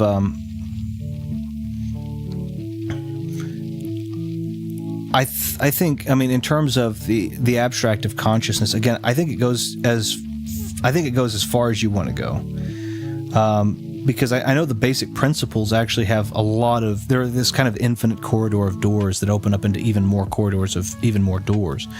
One of the principles was the principle of experience, right? So, like, for example, I can, everything that I have, everything that I am, is something that is experiential to me exclusively. And so the question is, though, is it experiential to me if the collective consciousness, what they used to call the morphogenic field, but the collective consciousness exists? And if it does, then that breaks the principle of the subjective experience, because I now have the ability to live vicariously and literally, in some instances, through them consciously. I can't paste it here because it's too long, so I'll just summarize. We're able to conceive of a being who does not possess consciousness but is physically identical to us. Consciousness is not physical. Let's see. So we can conceive of a being who does not possess consciousness but is physically identical to us. Consciousness is not physical.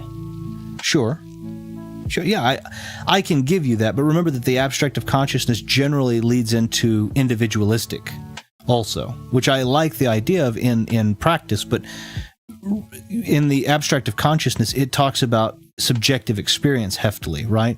So even, let's give you that consciousness is not physical, right? What happens if you accept the potential of the collective consciousness, for example? And you have something that we metaphorically can reach out to and pull knowledge from, right?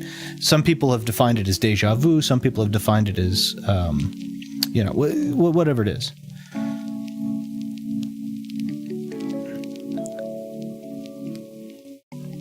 Does that change the perception? Does the subconscious, when you sleep, does the subconscious mind, does a dream, the subconscious mind, which causes physical reaction, which can elicit physical reaction without physical interaction? So, for example, you doing something in subconscious that manifests itself subconsciously or consciously as pain, for example, without actually having physical pain. You can have a dream where you experience a pain that you didn't actually experience in real life, or that you didn't actually trigger in real life. Let's put it that way. You're stabbed through the stomach in a dream with a sword. You feel the pain and the blood rush. You wake up, your midsection's fine. You don't hurt. There's no blood. Nothing. Is that manifest of consciousness? Is that a physical manifestation of subconsciousness? Which arguably, if consciousness is not physical, then subconsciousness surely could not be. Deja vu is weird. Deja vu is really very, very odd. I love it, but it is very odd. There's a place that I have dreamt of for... oh, wow, this is interesting. You say, I keep falling back asleep in the same dream, so I'll doze off, have a dream, wake back up, fall asleep again, go back to the same dream. It's happened 4 times the other night. It's good if it's a good dream, though. I was going to say, it's interesting you said that. I have had a dream and it happens 1 to 4 times a year for the past 20 years, 25 years maybe even. And it's a place that I know so deeply, and I've never been. I've never been there for real. I remember the place. I know the layout. Like right now, I know the layout of this place. I've never been there in real life. I can tell you that wholeheartedly. But in my dream, I am there 1 to 4 times a year for the past 25 years. And it's not just a building. It's a building I can access. It's a building. It's a convenience store. It's a city block. And I know that city block and that convenience store and that building that's right on that same city block on the very far end of it. I can map the thing out for you. Every building, every room, every corridor on the entirety of the block. The whole of the block even. But I've never been there for real. And the fact that I have mapped that out, it's like, yeah, my dreams are never good. Oh, I'm sorry. Is it my house? Get it? No, it's not your house. It's a convention center. It's a place used for business events and sometimes public events. And that's what it is. It's a venue, basically. It's very, very interesting because I can map that thing out. But my goodness. But yeah. I've been there for, 1 to 4 times a year for the past 25 years. And it's so crazy to me. I was just there because I don't dream often. But when I do dream, it's not normally pleasant, except for when I go here. It's not pleasant or unpleasant. It's just an experience. And it's so crazy to me because I was just there. I was going to say this week. It was last week, actually. But I was there last week again. And I'm like, is this my one time for the year? Can I get it? Because I want to go. I like this place enough that I want to go back, but it's not heaven, right? It's not like everything's good, bad things happen. It's just I want to figure out where this is. I want to see if it actually exists somewhere in the world. And I can map the thing out, but I don't have any names. I don't want names. I want street names and stuff. So I've had 25 years to do it, and I haven't. And instead, I've worked on mapping the corridors, never thinking, oh, it would probably be cool if I got the name off the building or something. But anyway. But yeah, to Xavier's point, it's I think the again I would call myself a pragmatist. I think that you could say consciousness is not physical. I think there are ways that consciousness has made itself or can make itself manifest, but the idea of consciousness as a non-physical principle is fine, right? Let's grant to you that consciousness is non-physical. Let's assume that, let's go into the idealism for just a moment and say that, again, the idealism is based off of Descartes. And Descartes says, cogito ergo sum. I think, therefore I am. That is my existence is not just the physical, it is the perceptual, it is the consciousness that pervades the physicality. Okay? Even if that is the case, while it does open up the possibility that other non-physical there are other non-physical potential principles, right?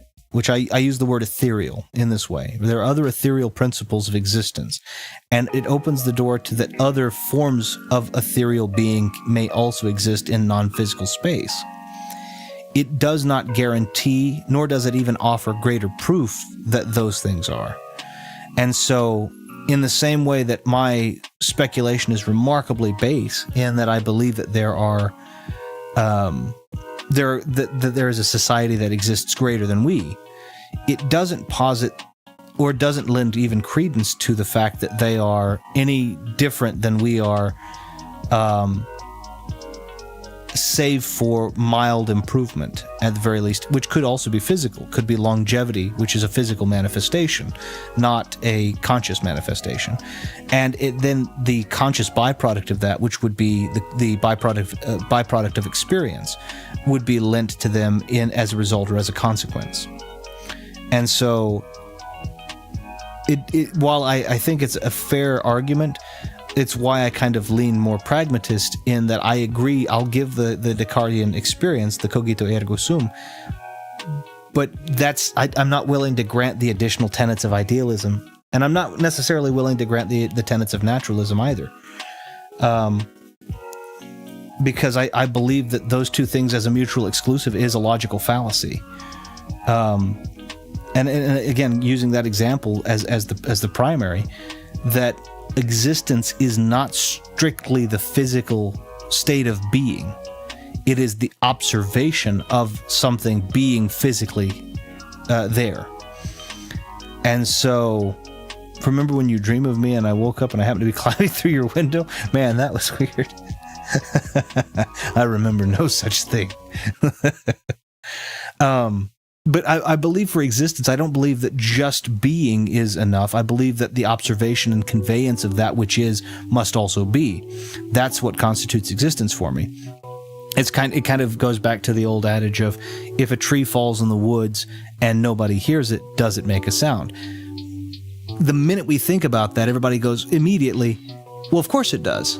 Because we know how sound works. We know that sound is a series of vibrations, and that those vibrations are an inevitability of the multiple things that must happen for a tree to fall.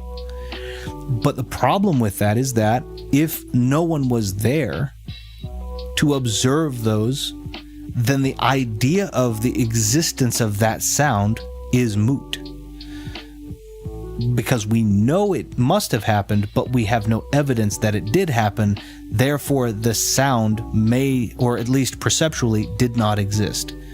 Therefore, naturalism cannot be exclusively.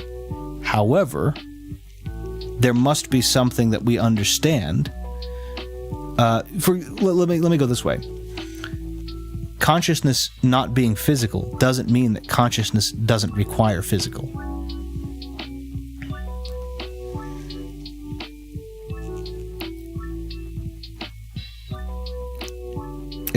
Consciousness can be the power that comes as a result of the battery touching the contacts. The power, the battery touching the contacts, that's your physical, but the power, the energy that comes in there is something that you don't see. It still may be necessary, both of those things may be necessary in order for us to extrapolate what is real, what exists. So, I guess it's kind of why I err towards pragmatist too, because it disintegrates some of the mutual exclusivity. It disintegrates a lot of the mutual exclusivity of those two particular ones.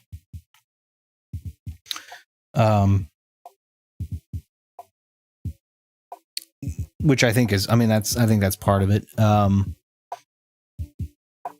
The abstract of consciousness, I think, also deals with the principle of free will. I don't necessarily think that free will exists either, and that becomes problematic for a lot of people that exist in either of the two camps of idealism or naturalism.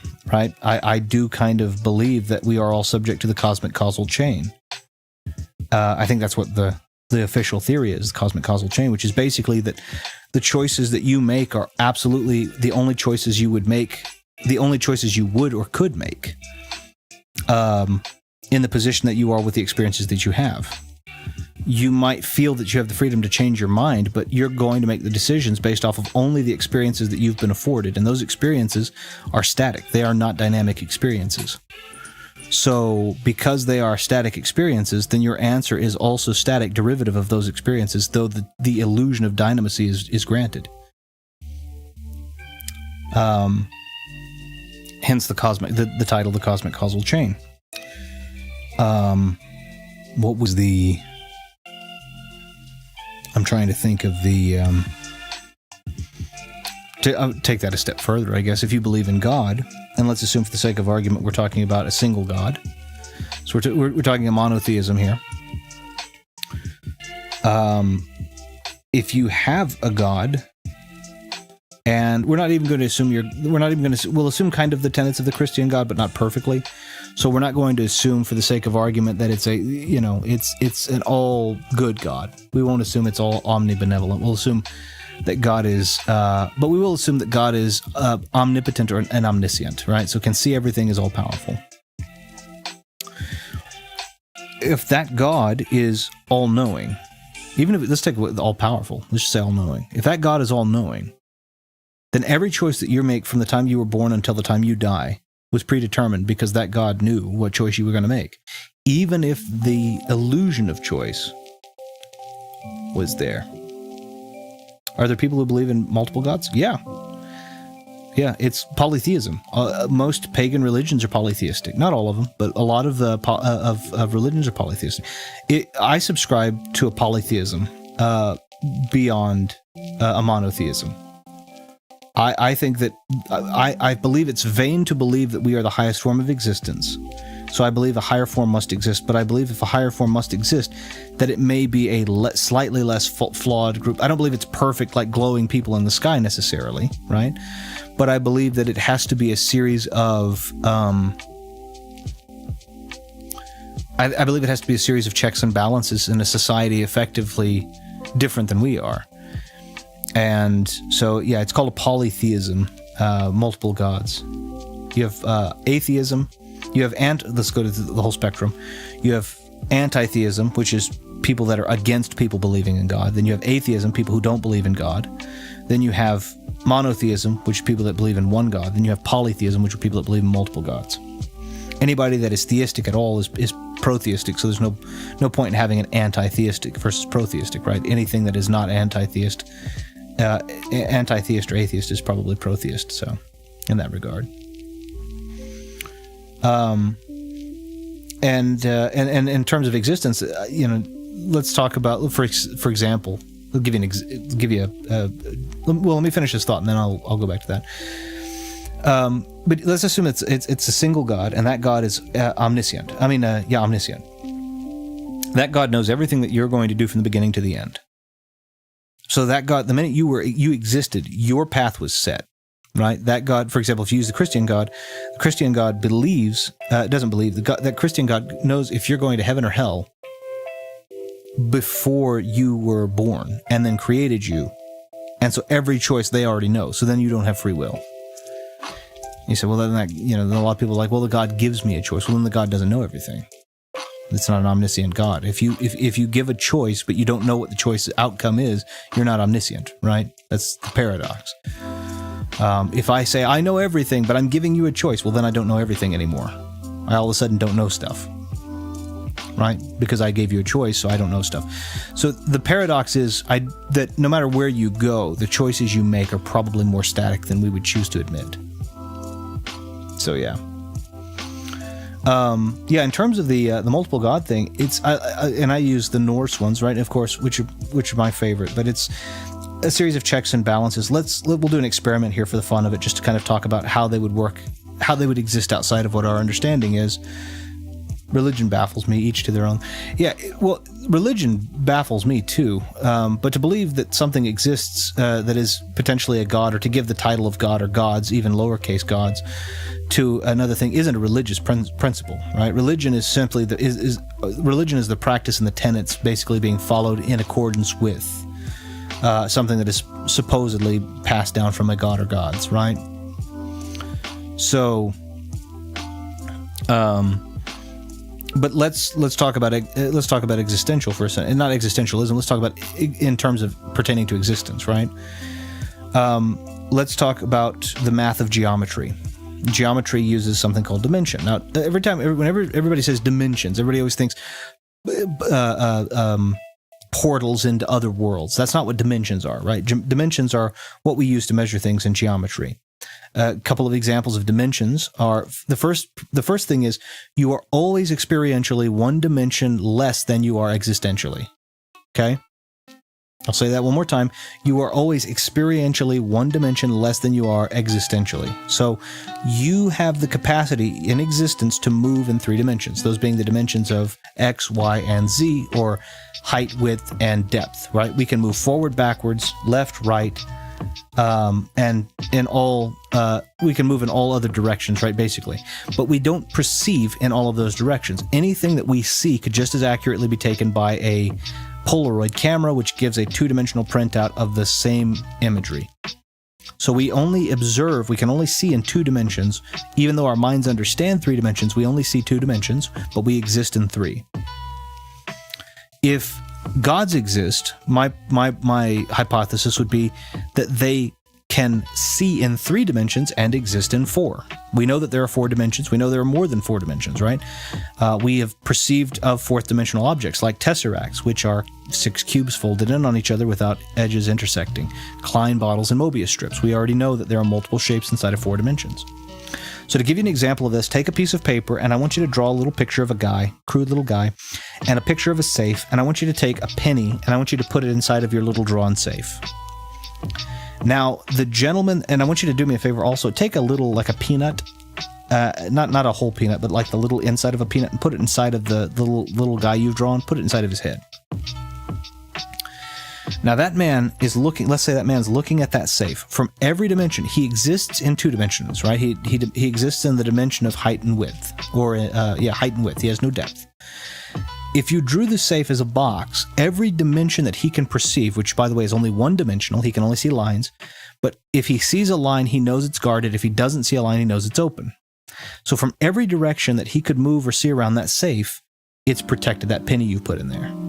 But you, as a 3rd-dimensional being, can reach, grab that penny, and take it out of his safe without ever opening or breaking the confines of the safe. When it came time for him to slide down the safe door, that penny would be gone, and it would be a miracle to him. Everything he does would be wrong. Everything he knows would be wrong. You could even take that little peanut, which we'll say represents his brain, straight out of his head, causing him to have an immediate stroke. And nobody would be able to define it. No science inside of the world of 2 dimensions could define that stroke, except for that he had a stroke. What if it is that gods exist in 4 dimensions? Again, we already know 4 dimensions exist. So what if it is, we can't see them, we know they exist, we can measure them, we can conceptualize them, but we even conceptualize them as 3-dimensional. What if we are the man on the paper to the 4th dimension, people that see in 3 dimensions and exist in 4? Is there any evidence for or against this? Nope. So it's a hypothesis, but it's one that can happen. And we know dimensions exist above that, 5th, 6th, 7th, 8th. We've been able to get up to 8, right? So why don't we entertain the notion that it could be existentially higher in dimension? But so no religion necessary for that, just a speculation. And I could be completely way off base, but it's just an interesting thought. If God already knows and has decided your fate, then there's no changing it. What's the point of listening to the people that tell you you have to do X, Y, and Z to get a good afterlife? Exactly the point. Well, so I've argued that point a lot against people that say, well, God's all good. Well, if God's all good, then he wouldn't have created, the omnibenevolent, he wouldn't have created you knowing that there are people going to hell, and he wouldn't have created those people.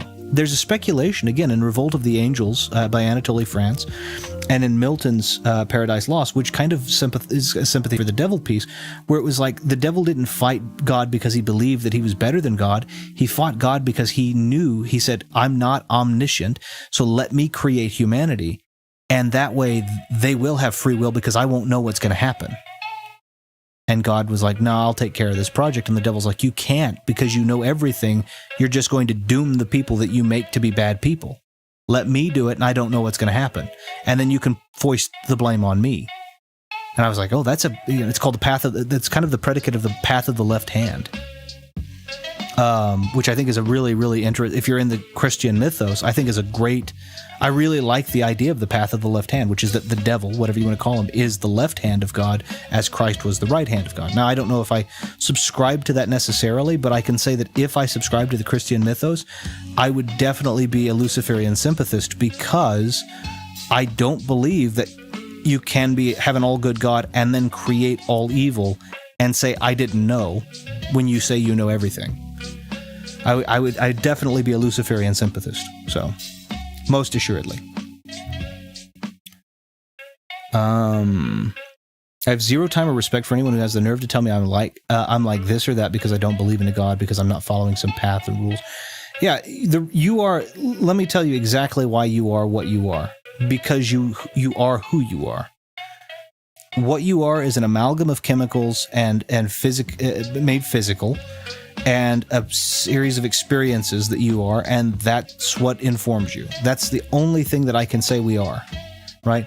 I am who I am because I exist in the way that I do physically, chemically, and also because I happen to be a series of experiences from before. That's all. I don't know if that's a good thing or a bad thing or what it is. It doesn't matter. It's just that's the only thing that informs who we are. That I know of. Let me put it that way. God is all good as and it's a fundamental. And again, I don't want to be anti-Christian here because I'm certainly not. I feel like that if you're a Christian person and you believe in the Christian principles, that's fine. There's great utility in some of that, and it is like the Ten Commandments are generally a nice set of rules, right? I think that's good, and some of the parables have some great wisdom in them and such. I'm not disagreeing that that's okay, but there are things that are you have to admit are at odds with each other, that are contradictory, and one of those is that omnibenevolence wouldn't result in any world like omnibenevolence would not result in any world that exists looking like ours does. Omniscience would not result in that even, unless the God was malicious, right? Or partially malicious or imperfect, right? Even imperfect. But you cannot be perfect, all good, all knowing. You can't be all of those things and the world be like it is now. But at the same time, like Fighting Max said, which is, you're exactly right, Fighting Max, is if God knows everything, then those of you who are going to hell, and I'm using that I'm not saying that I subscribe to that, I'm saying in accordance with the Christian mythos, those of you who are going to hell were going to hell the minute you were born. You were created by a God who knew your choices and your path and still chose to make you. God could theoretically abstain from making you and say, oh, I know that one's going to go to hell, let me just not make that one. And you wouldn't be conscious or alive to know that you weren't made, so it wouldn't be any great skin off your nose. Right?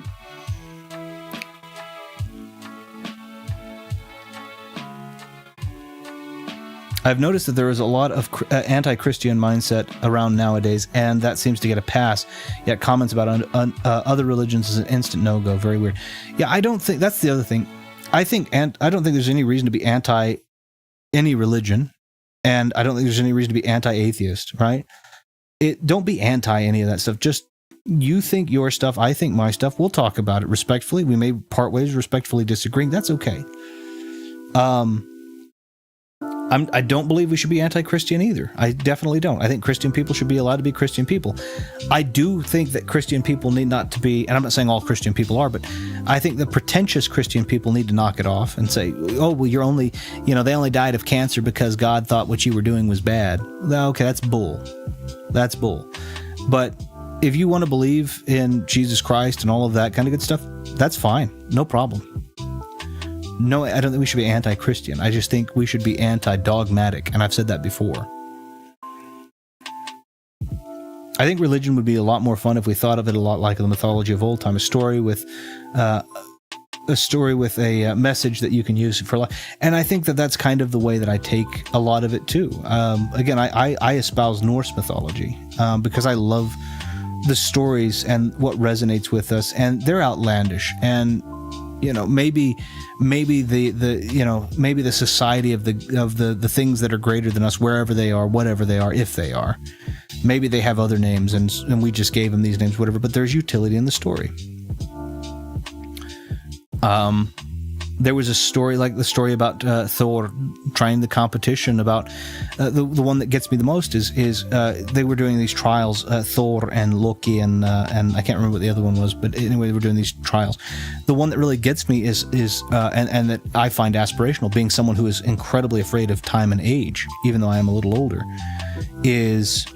and it's the only thing I'm afraid of, is Thor fighting against this old kind of decrepit old woman, and it was the grandmother of a Jotun, and just kept fighting and kept fighting and kept fighting and kept fighting for days, like a week, and finally is brought down to a knee, and he lost to this decrepit old woman, but after a week of straight fighting, and the Jotun were terrified of Thor at that time.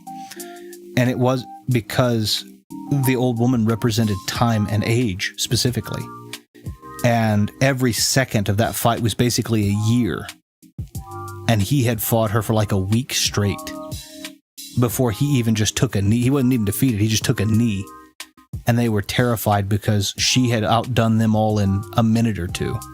Right? You got to think the minute or two is 60 to 120 years. And Thor fought for a week. So it was like, oh my gosh. Just for someone like me who's like, I want to outdo age, how aspirational is it that maybe it is a fight, and maybe I'm going to fight that fight for a very long time, and I would love to fight that fight for longer than other people have been able to fight it. So, but that's just me. I mean, maybe that, obviously, do I think that fight actually happened? I don't probably think so, but at the same time, I love the story. With the jokes I've made, if there's a hell, I'll be there. The other thing, too, is that you have to, like, I don't think... Maybe there is, maybe there isn't. Like, that's the other thing. So I'll tell you the way that I heard... I reckon I could take Thor. Depends on my... Thor is such a cool character. Again, I highly recommend anybody who loves mythology, read Greco-Roman mythology. My wife tends to subscribe to that one a little bit more. Those gods resonate more with her. For me, Norse mythology and those gods resonate with me, and have for a very long time. My brother and I have been avid lovers, at the very least, of the Norse mythology for a very, very long time. And one of my favorite I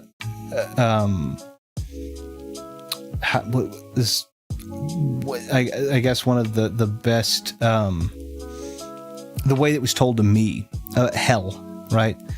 Which is hell with one L, is the way that it was told to me. Now, again, this could be told so many different ways, but we love to pass the tradition down in ways kind of like telephone, where it gets changed a little each time. Everybody goes to hell that doesn't die immediately in battle. If you're dead in battle, you immediately will be taken to Valhalla, right? The Valhalla, and you will be. That's the honorable death. However, everyone who is not killed in battle, the battle is your penance. If you're not killed in battle, you go to hell. Hell is frozen, and it's not fun. It's not torturous, but it's not fun. And your first job is to build a boat. You arrive in hell with bags, and the bags contain your sins, right? Dying of old age is a pretty big sin, so that comes with the bag. So you come with bags, and the bags contain your sins. Little sins compile in one bag, and big sins are obviously their own in their own bag. And you have to build a boat. You have to spend as much time in hell as it takes to build a boat that is strong enough to hold you and all of your sins, that will then ferry you out of hell and into the respective hall that you are to be honored in. If you were a scholar and a philosopher, then you will go to Odin's hall. If you are a warrior who did not die in battle but was a great warrior nonetheless, you'll go to Thor's hall. If you were a lover of nature, you would go to Frigg's hall. If you were someone who took care of that. If you and then you have women, and they have the option to serve their penance not in hell but as philia. And in philia, you can stay behind as a spirit and protect your family and guide your family for several generations until you have either done that job or fulfilled yours, and then you go back to, usually it's going to be Frigg's hall, but yeah.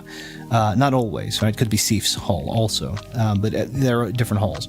I love that story. I think it's really nice. It's kind of like, yeah, we've all done bad things. All you got to do is just work your job. Work your job to pay off your debt. And it's not a bad, like building a boat, like who cares? and then you get out, and then you start doing your next thing. How cool is that? I don't know. I love that. That was the way that I was told it, but I'm sure there are other iterations of it. You don't really read a lot on hell, but that's the way that I was told it. So the Bible, I'm sure, has a lot of fun stories that aren't the same ones being told over and over again. Oh yeah, there are a ton of great stories. I've read the Bible. I have read the Bible all the way from beginning to end, from Genesis to Revelation. And yeah, there are great stories, great utilities in there. Problem is that when you start really digging in there, you start getting into some stuff that people don't want you to think as much about. Like how evil King David was for sending a man that he lusted after his wife to the front lines of battle so that he would be killed in battle so that he could then legally or righteously marry that man's wife, Bathsheba. Or the fact that Solomon asked for ultimate wisdom, but then would go down a path that most people presume to be what modern day would be called witchcraft. If God granted him infinite wisdom, why would he choose the path of what God considered evil? So there are a lot of great stories like that. I love Ragnarok's Thor. Yeah, the one from God of War. It's a good telling of Thor. He's missing some stuff, right? He's missing, like, he's supposed to have gloves on, but he's got those bracers. Those are his, and then he's supposed to be a belt, the belt of strength, and he's supposed to have these like gloves on that help him lift the hammer. The hammer's also kind of cool because he's got that where he snaps his finger and it comes back, which is cool. Thor's hammer from the original mythology is that he could never lose it. His aim would always be perfect with it, and it's not that, like Marvel, only the worthy could lift it. It's just super, super heavy, and he's just that strong. But yeah, I love that version of Thor. I think that's one of the most accurate versions, right? He's got the tousled red hair, and he's got the big belly. And the big belly is there's a story about him and Loki having to appease a frost jotun from they promised Frey, I can't remember if it's Freyja or Freya. They promised one of their hands in marriage, but Thor has to disguise him, or Loki has to help Thor disguise himself as her and fake the marriage, and he eats like an entire ox on the wedding spread. Anyway, really, really fun. I've learned a lot of the gods of various religions back when I played Smite. I've never played. I think I played Smite. I don't know if I have. I feel like I know it, but I don't feel like I remember it enough to, so I don't know. But yeah, no, I love mythology. I love, again, Norse is my favorite. And again, my family, we are American, but we come from a long and a ton of Danish, Scandinavian heritage, and so that's always been really fun for us. But my brother and I and our friends have been super fascinated. I have a friend who is, I don't know, I think he's mostly German, but he's got like the Norwegian, he's got like Norway's flag up, and then my brother and I are and of course our family are again, American, but very 76% I think it is Danish, and it's like we kind of already knew that. We were already, like, when we were younger, we were getting the stories and all of that already, so we had the Norseman, which is our thing. So it's like, yeah. Retro, when you go to hell, look for me and I'll help you build your boat. Oh, I mean, you know what? That'd be... So hell with one L. Hell with two L's is fire and brimstone. Hell with one L is... Firstly, it's one of the daughters of Loki and Angraboda. And then, secondly, it's the icy place where we build our boat. You know what? I don't think there... As far as I've never heard any stories about it being against the rules to help build the boat. I mean, it's still two people building two boats. We're not allowed to be on the same boat, basically, but, because hell, the person won't let you. Anyway, I think that's cool. I remember when Paragon was still a thing before it got taken down because it wasn't really generating revenue anymore. IIRC. I don't know what that is. Yeah, I don't know. I don't even know what that is. They bought it back with a different name. Yeah, I don't know what that is. But I'll go ahead and switch because I'm running low on time. So I'll go ahead and switch over so we can do the Celeste. I don't know. I love talking about this kind of stuff. This is a lot of fun.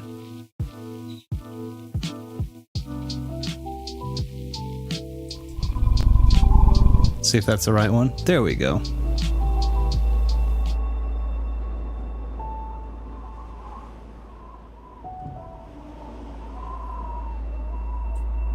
Yeah, I love talking about the different mythologies and such. So, again, Norse is my favorite, but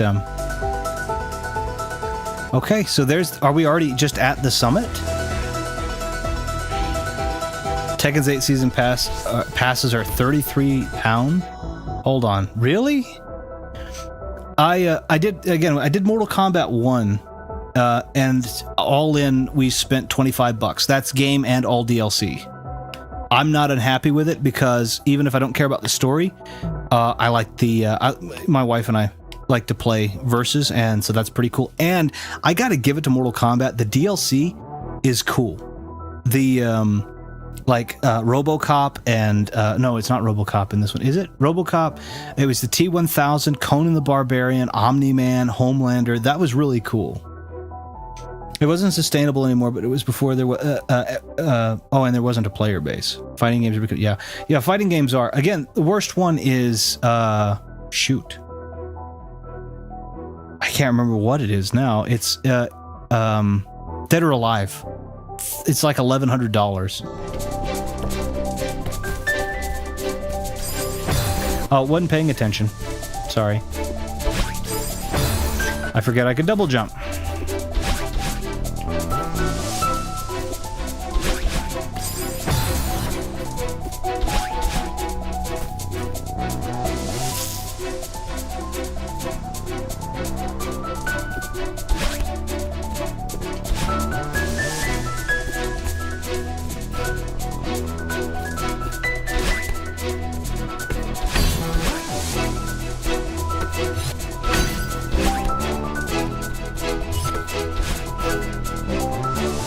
I like this music a lot. This is really cool.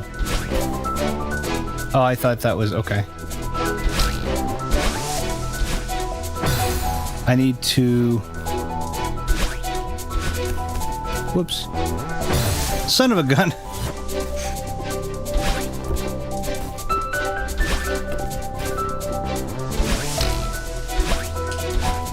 That's what I need to do. Dang it. I gotta catch that, the other end of that.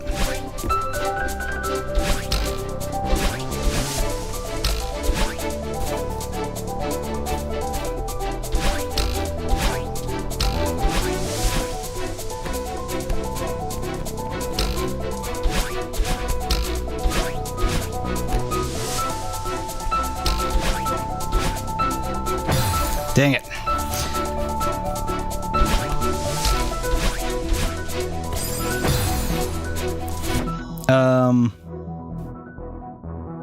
I think this is what Paragon... I'll take a look at that. I bought the DLC for MK1, trying to vote with my wallet because honestly, it's tough with the T-1000 and Ghostface especially. Oh yeah, the T-1000 was... And they got Robert Patrick to come back to do the voice. It was on sale for $20, and I spent $5 on the main game, so... And the main game also had Shang Tsung... the one I bought had a code for Shang Tsung in it, too. So the only character that I don't have on the roster is Havoc, but you get Havoc when you finish this story, so... You can buy him, or I can just pass the game, so I'm just going to pass the game. Have you played Astro? No, I haven't. I still haven't come across a copy. Sorry, let me focus on what I'm doing here.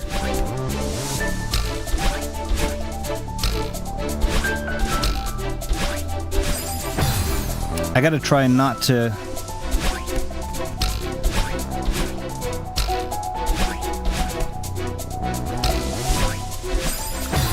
I gotta get that lined up perfectly.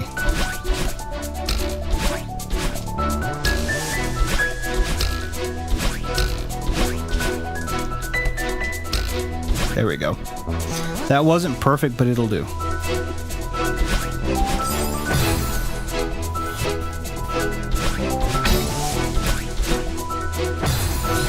Okay.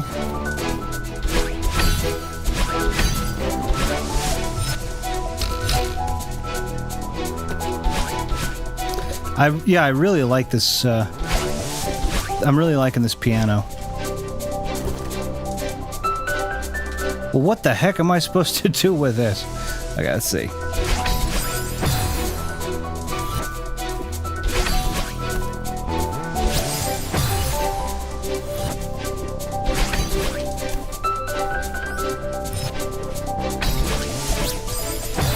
How do I do that?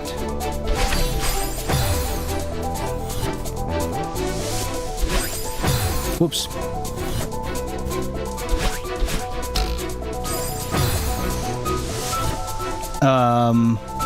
It may have become your favorite platformer of all time. I still want to try it. I still want to come across a copy. I just haven't come across one yet.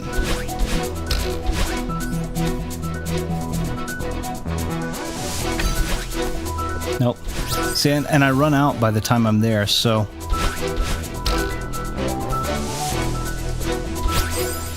Okay, I see.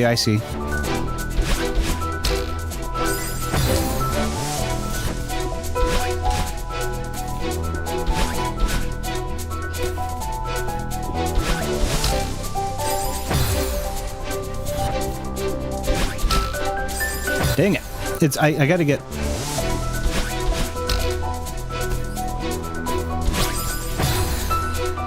I'm wondering if maybe I don't need to well, I'll need to dash, but maybe I don't need to dash in. I just need to dash over.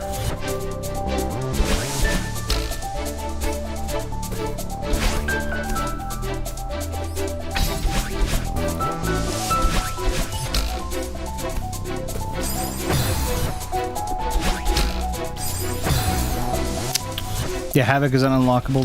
That's what I figured. I was like, I don't need to... I don't need to, I think he's like $8 or $9 if I want to buy him, so I was like, I don't want to do that. I can just unlock him. Is there a way to dash in there? Because that's the big problem I'm having.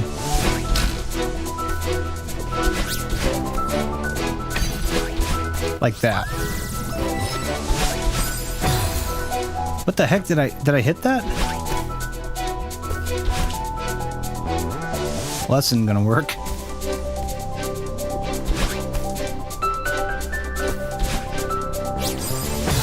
So I need to hit that and then just dash out.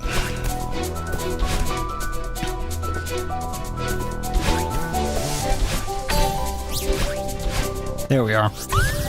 Okay. 2 strawberries.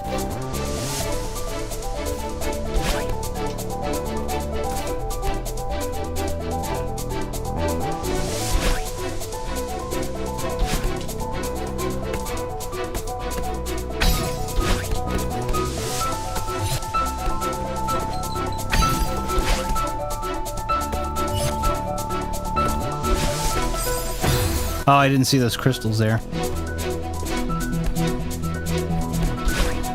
Dang it. That'll be fine.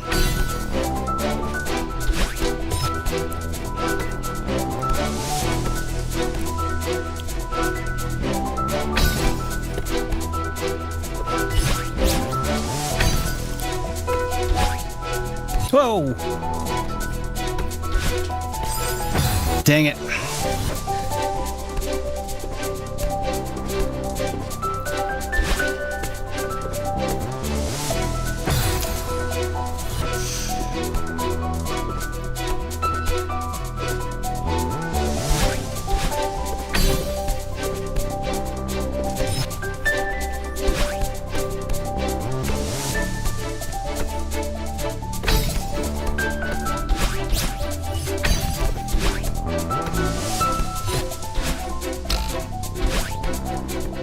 There we go. 3rd strawberry.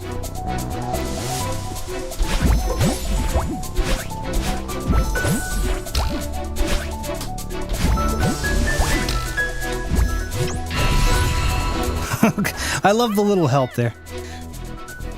We're getting the hang of that. If you say so. This mountain doesn't stand a chance. Now I'm all determined. Stop jinxing it.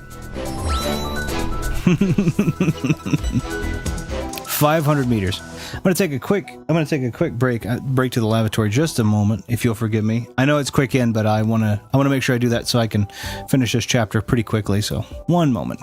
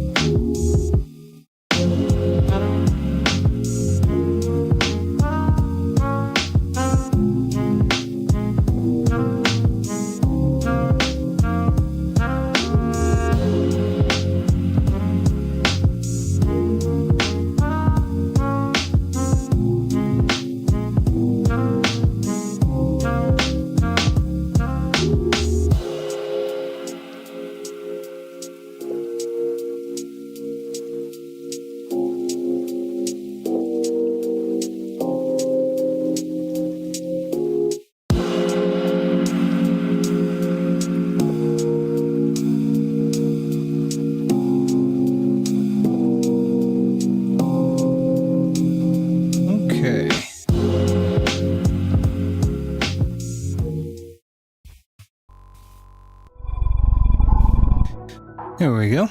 Just a quick break. Nothing too terribly long. It says 500 meters. Whoops.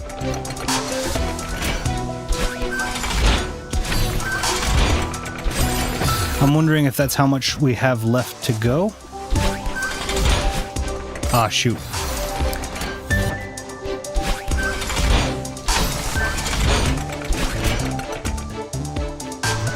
What's this? The little I can move the little periscope. Oh, yeah. Okay, move it myself. Okay, so over here. So it's going to be up and over. That thing's going to go down, and then I can get on top of it, jump on that thing. Oh, the button's on the other side, though. So it's going to be jump up, dash, dash, boom, dash, dash, and if that thing's spiked. Okay, we're going to see. Oh, shoot. I immediately fail. Dang.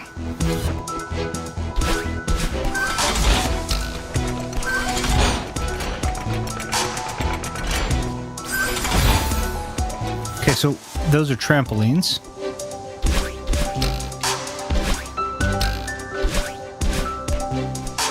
There we go. It's being very generous with the periscopes. Okay. Strawberry up there.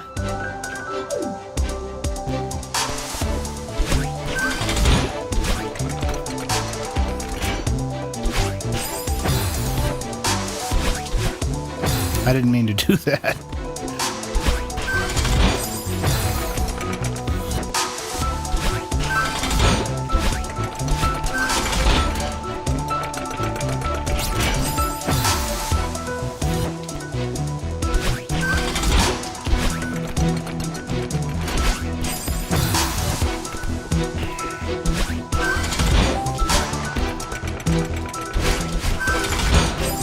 I need to not use both of my dashes over there.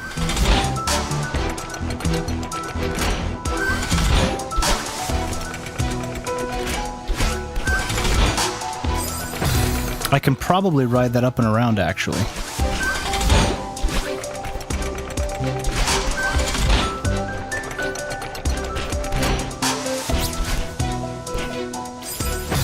Oh, I can't ride it up and around, but I could ride it up and back so I can at least collect the strawberry, right? So I could do this like that, and then I could just jump here like this, and then do that. Land. I get the strawberry. Okay. And then now...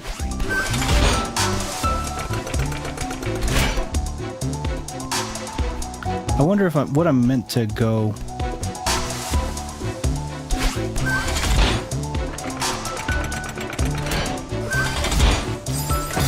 I could have... Okay, so that's kind of... Let's try that.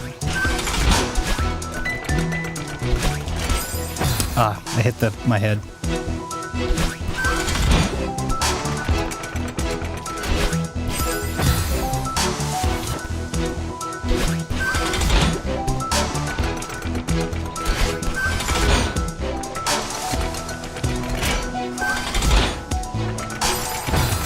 I didn't hit the dash button before I hit the spike.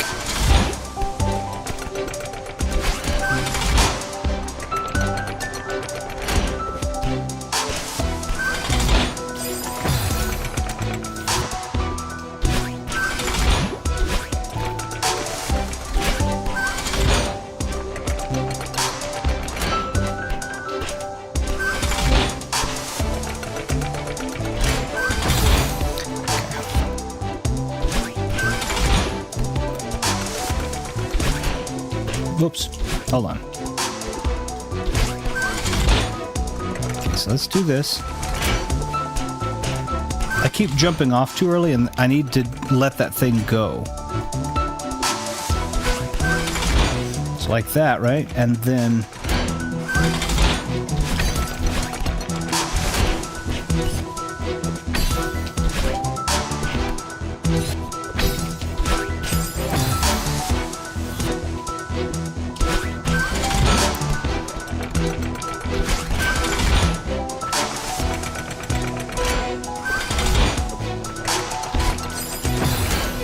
And then I have to hit that. So that's going to be...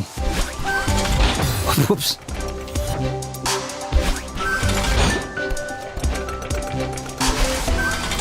Like this.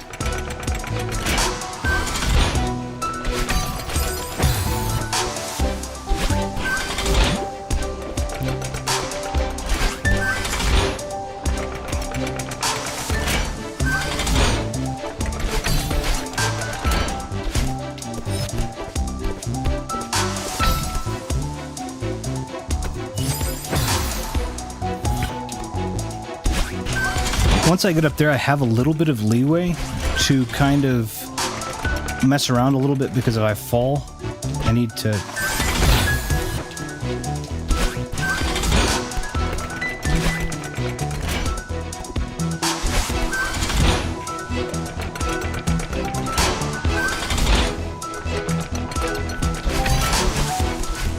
Because see, I can kind of grab on here, and then I have this. But it's very difficult to hit that jump for me without hitting a spike.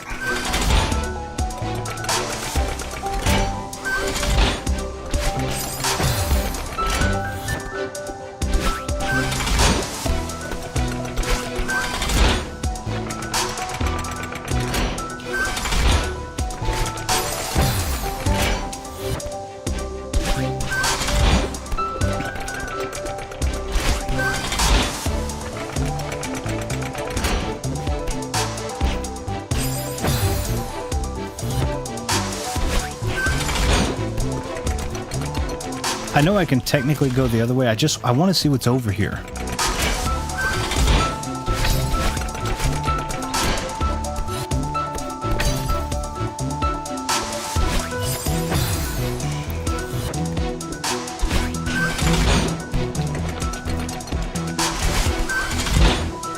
I want to know...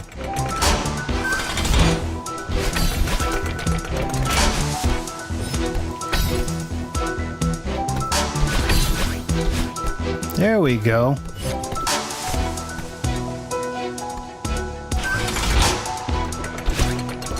Let's see what's up here. Is it a strawberry? It is. Oh, son of a gun. That's okay, fine.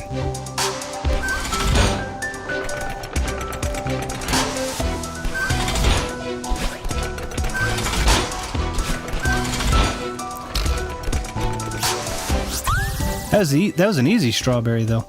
I feel like this won't be. I didn't mean to do that.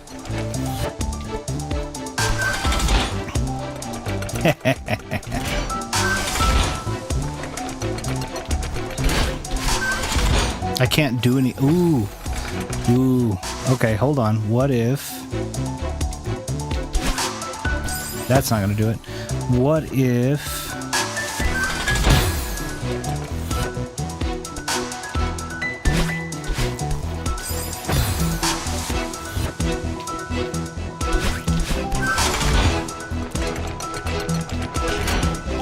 Can't jump when it does it. I'm just lurking playing the game. I'm still here. No worries. I'm just trying to see if I can figure this out. So I might be able to jump all the way. Nope, not there. I might be able to jump all the way underneath and then hit at the last possible second. No, it doesn't let me go up enough. Hold on.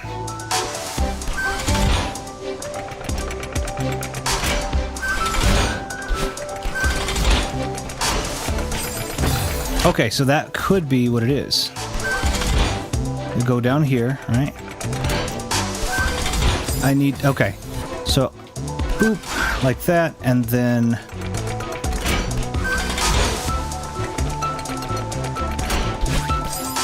And then jump up, I think.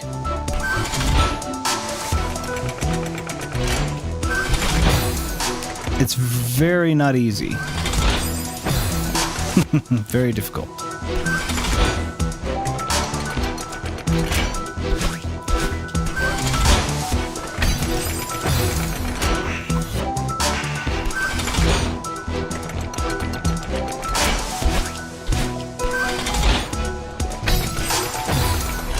I need to wait for that to go a little bit more to the right, I guess. Like this, and then up, and I just missed it that time. So it's here.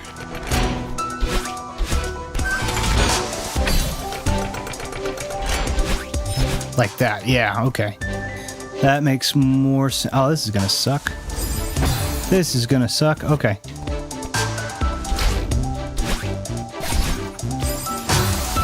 How do I want to do this?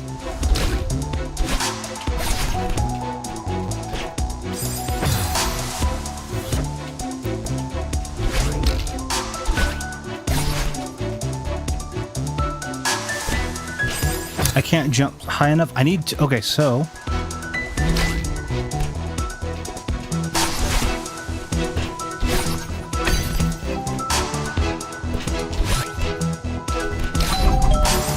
Dang it! That was what I needed, but it wasn't done correctly.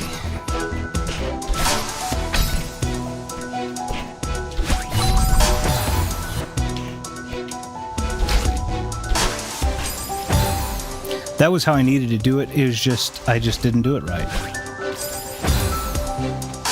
So it's down here, and then like that, right? Then I can do that. Go here. It bounces you over. Did not realize. Okay, hold on.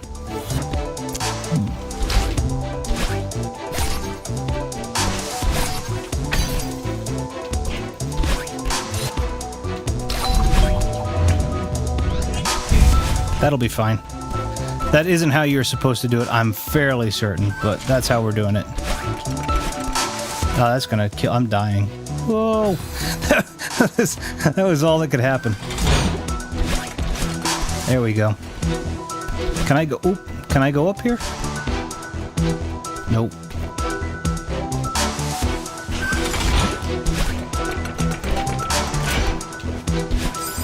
Okay, so that's gonna take 2.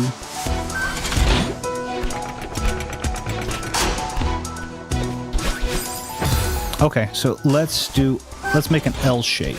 Nope, that isn't gonna work.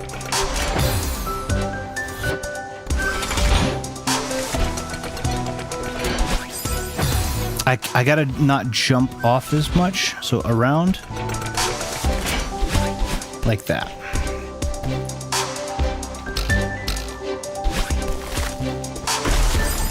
Didn't know it was gonna have spikes on top.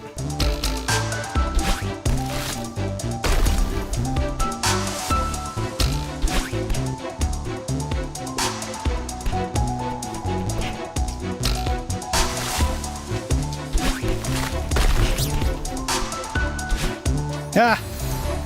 I almost did it.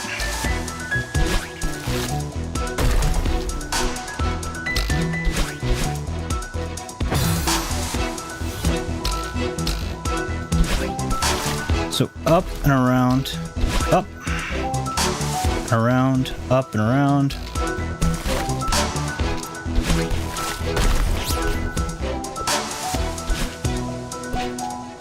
I needed to hit the trampoline. I didn't realize I had turned red already. Uh-oh. Boop. Like that. Up, around, up. Up and around, up and around. Here. Didn't need to use that dash.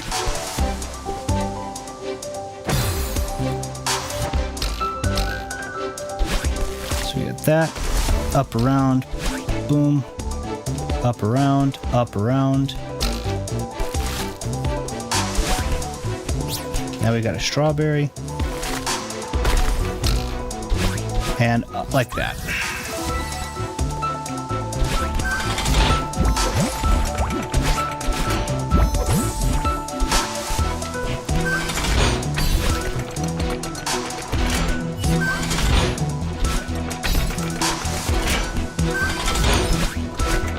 Okay, I kind of have a little bit of leeway there because I had infinite stamina, basically. There we go again. Oh, magic. How you feeling?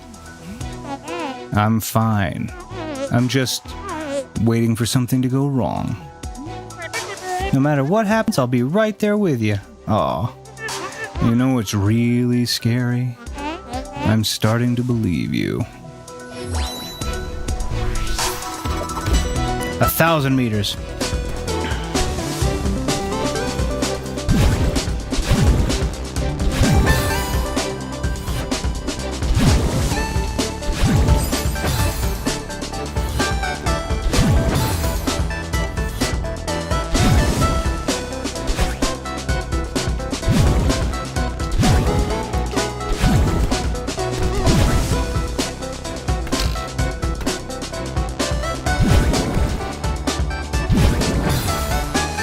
Oh, I forget you can't slam into the walls with these.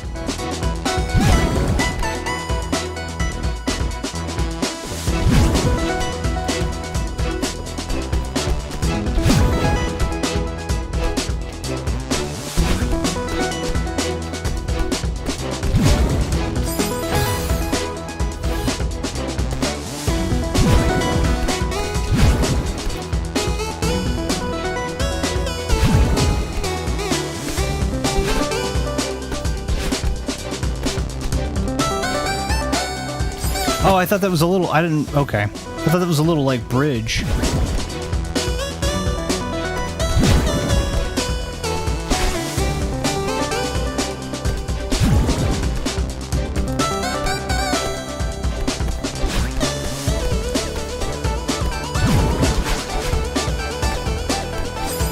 Can't do that. I have to dodge once up.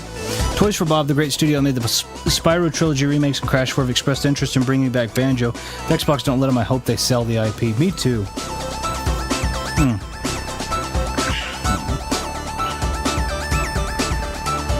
Well, they should never have gotten Rare, honestly. They are making a new Perfect Dark, and I think that's cool, right? But at the same time, they have, I think, just absolutely ignored a vast majority of really great IPs.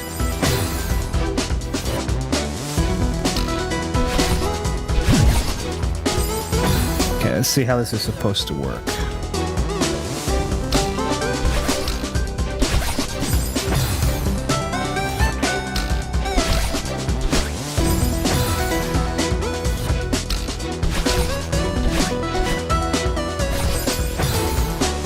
How is this supposed to work?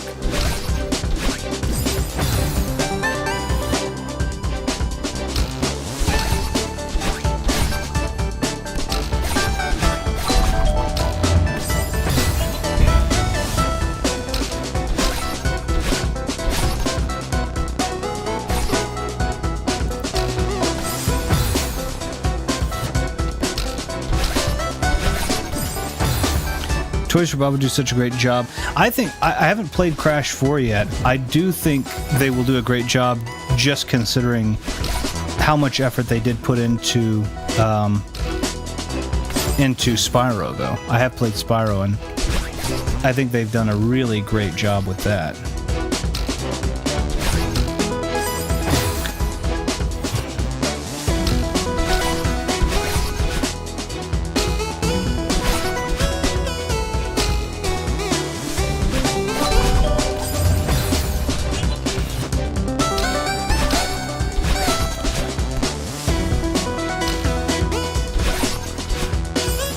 There's no real good place to land, which I think is the point of the puzzle, but at the same time,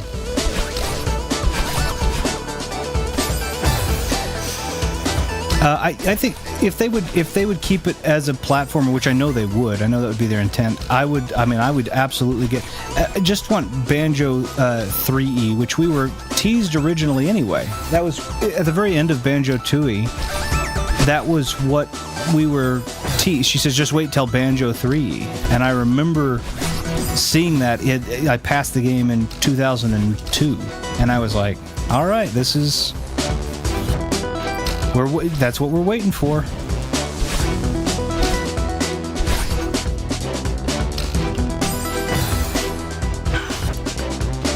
But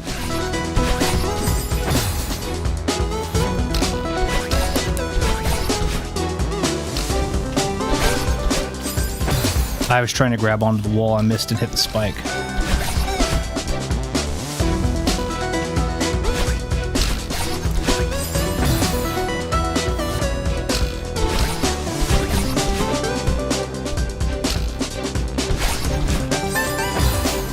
I'm considering buying a Series X just to have easy access for a great version of Banjo. They're worth having. I really do.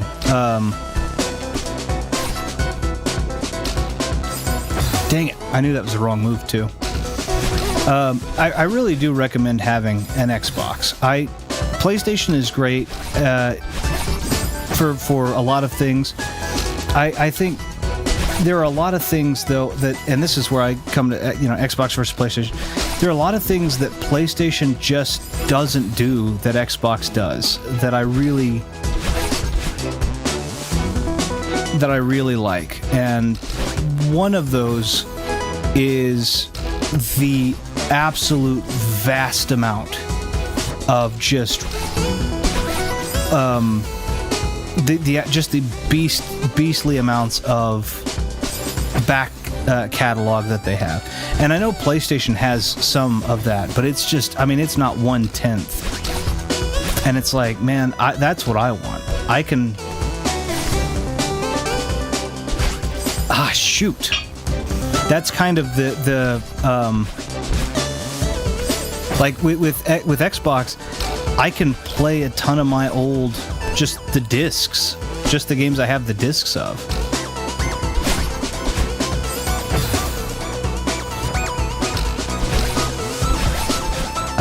As a matter of fact, I'm actually doing that right now with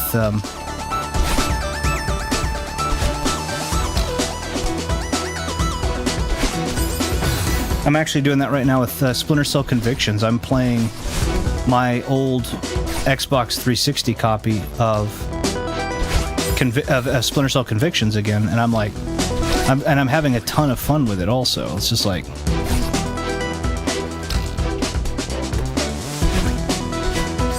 I really, really wish I would actually hit that blasted trampoline.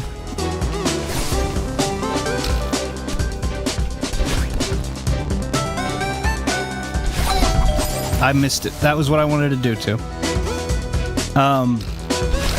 But yeah, like I'm playing my old Splinter Cell discs, and I was playing Pandora Tomorrow, and I just take my old discs and pop them in, and I don't have to buy another copy or anything like that. It's done.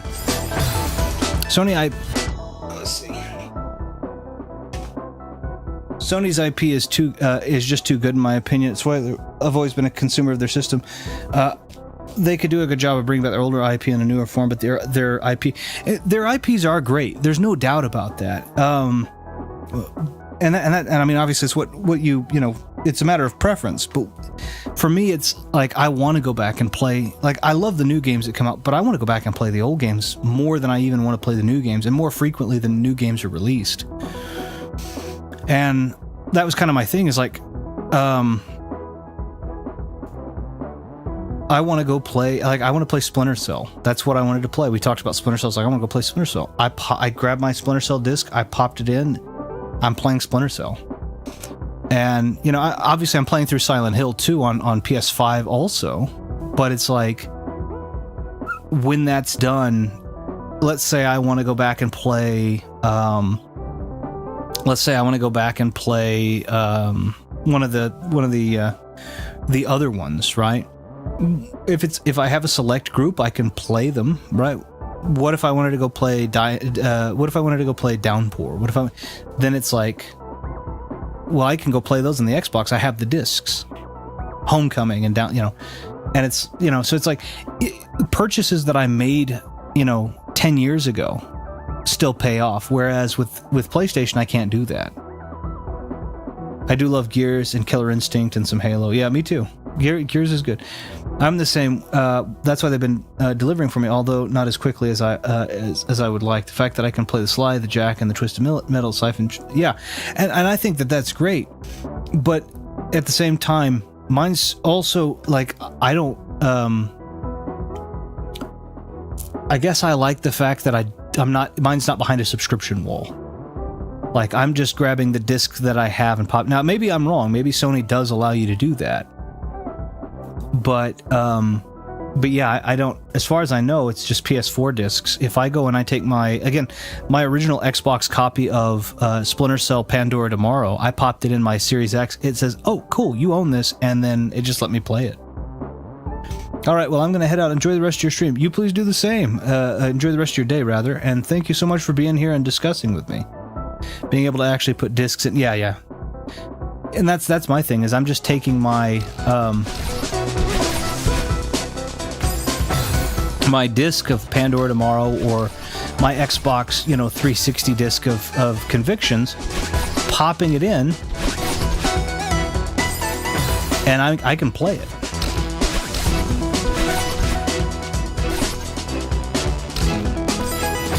I really wish I would stop overestimating that jump.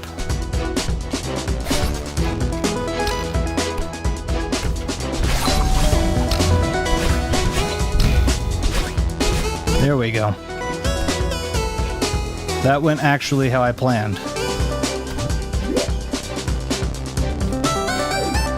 I'll try this one for the strawberry.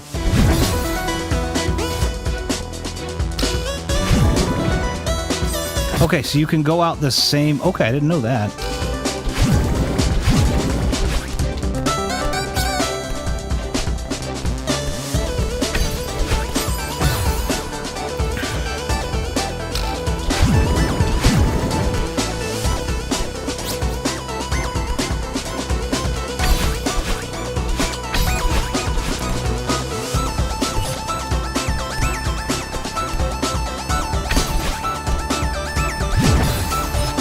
Oh, but there are bricks under that. I didn't see it.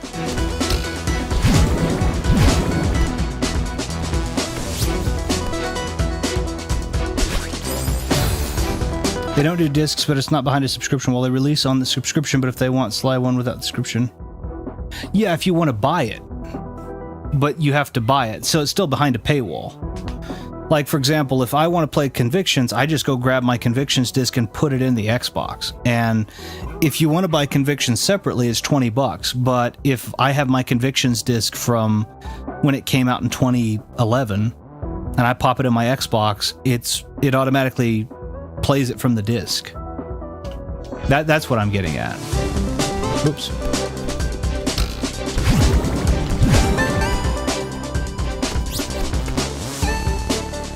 Now, I can also buy those. I can also buy the titles, right? If I wanted to, but if I have my disc, it doesn't require me to buy them. It's like you already have them, so play them. I'm not. Am I playing from the disc? No, probably not. But at the same time,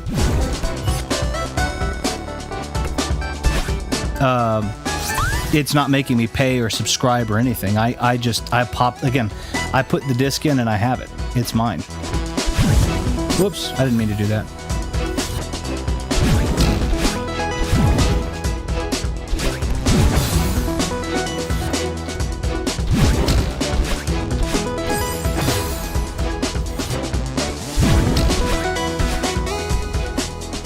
That isn't gonna work.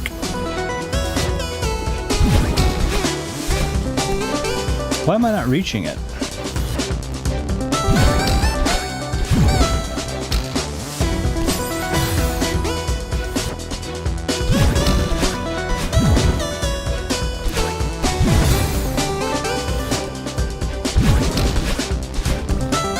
Oh, I grabbed it instead.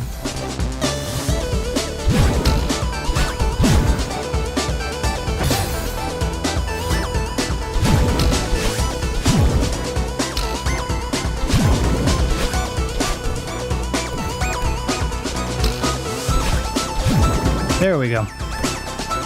I almost did not do well.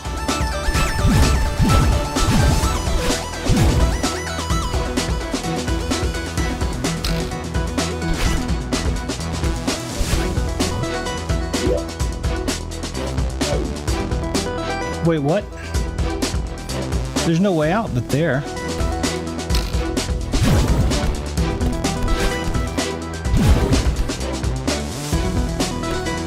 Yeah, there's no way out.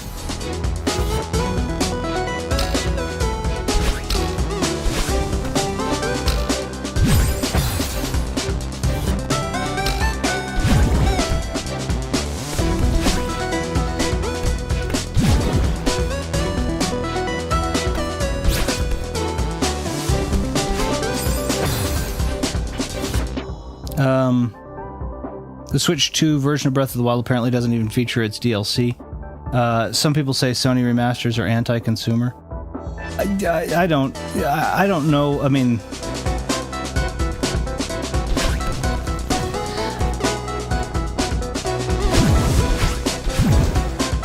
that's the thing. I don't know. Sony.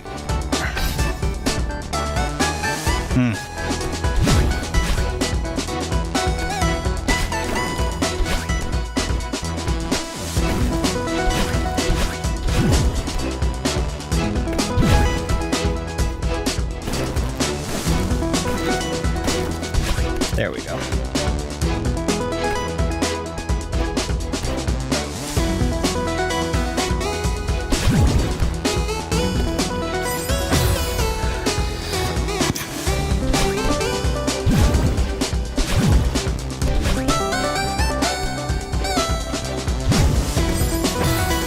Okay, so I have to zigzag real quick.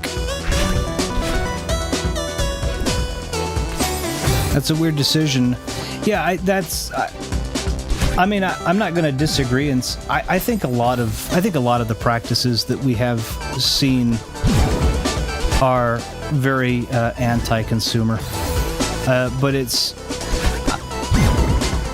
I don't think well, how do I want to say this? I don't think that, if I'm to be honest, I don't think anybody is particularly pro-consumer. Again, I will say I think Microsoft does a pretty darn good job. I mean, they're just as greedy as everybody else, obviously, but the business term is called the value proposition, right? The value proposition that you get with the Microsoft console is a little bit more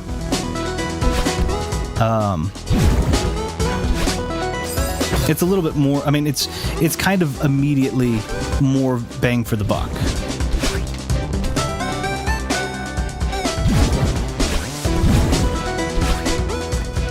I'm not going to lie to you and tell you it's pro-consumer. I mean, it's what it is, right?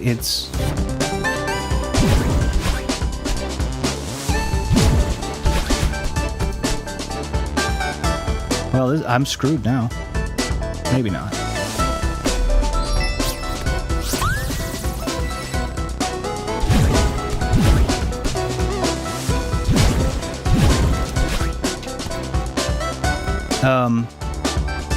Yeah, I mean, everybody's greedy. Like, I'm not gonna lie and say that's not the case.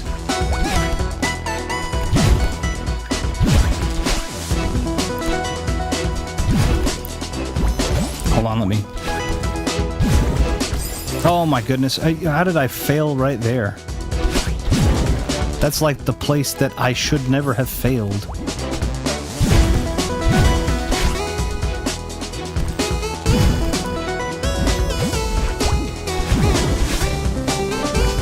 There we go.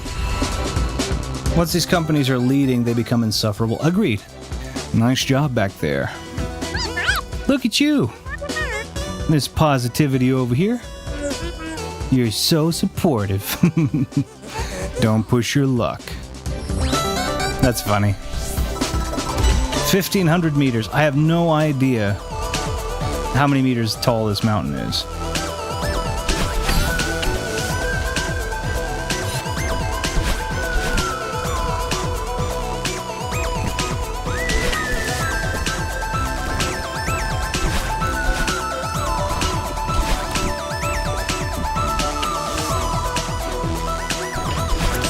That's the one. Okay, I've been through this puzzle before, I'm fairly certain. I agree that when a company becomes leading, they become insufferable, but it's like, again, it's what I'm looking at for me personally is, and I hate to sound so business because it shouldn't be, is the value proposition. And it is, if I'm going to spend my money, am I getting the most out of it? And for me, of the three modern consoles, it's Xbox. Now, I love all of them. I have a PS5, obviously. I have a Switch, and I love all of them. But for Xbox, I can play, again, my entire disc, or not my entire, but the majority of my disc collection without buying anything extra. Now, Series S doesn't do that for me, right? But it's like I can play, again, I've used Splinter Cell, I can play any of my Splinter Cells, I can play the old Hitman games, I can play, it's very difficult to make that jump. I can play, I mean, there's a huge list of games that I can play automatically just buying the console. And it's like, is that,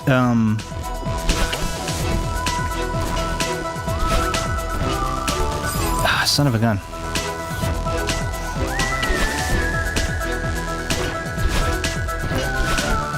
Is that a, I didn't mean to do that. I didn't mean to do that. That was completely on me. There we are.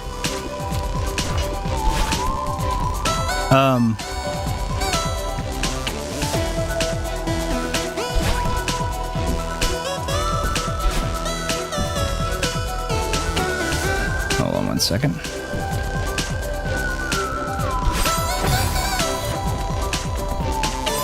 I gotta figure out, okay, this is an interesting. Why is it not letting me jump diagonally? I need to jump diagonally and then sideways.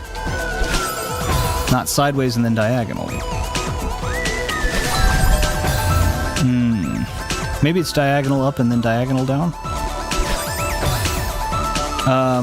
I would have liked to see an alternative reality where the Xbox One launch wasn't devastating, because there's no way Xbox could be as pro-consumer as they come across nowadays. It's interesting. But I do believe, I don't think they're pro-consumer. It's just the value proposition is better. I do believe in Nintendo. They have a mindset of, well, Nintendo, so I'll just buy. We're Nintendo, so I'll just buy it because it's true, and they do have fans like that. That's true. I try to use the D-pad on this, but sometimes to get those diagonal jumps, it doesn't register the diagonal. I try to use the D-pad more often than not. Yes.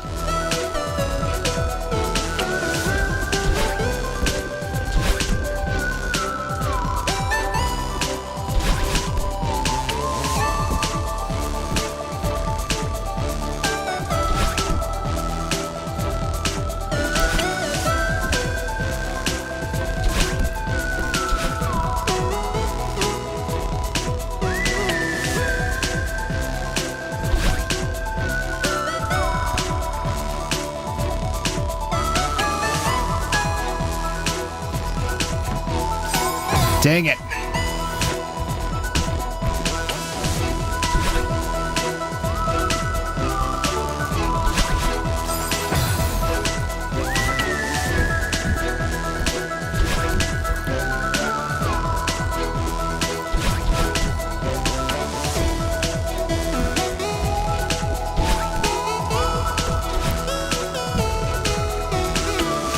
Sorry, 1 second.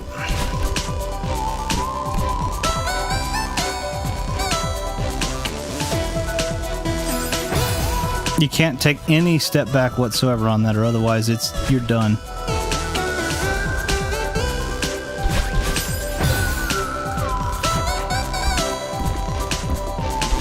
It's not super difficult. It's just this part isn't actually as difficult. It's just me being clumsy.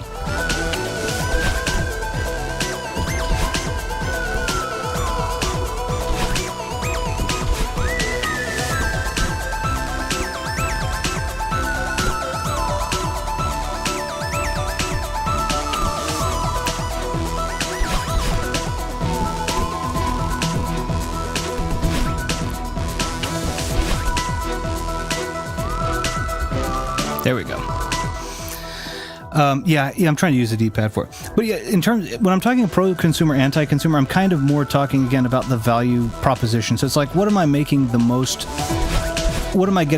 out of my money with? And again, I don't think Xbox is more pro-consumer. I think they're just as greedy as the next guy. It's just what I'm able to get out of it is bigger than I can get from the other guys at the moment. Because am I getting as many IPs as I am with Sony? No. But are the IPs that I would get with Sony coming out, quickly? Not really.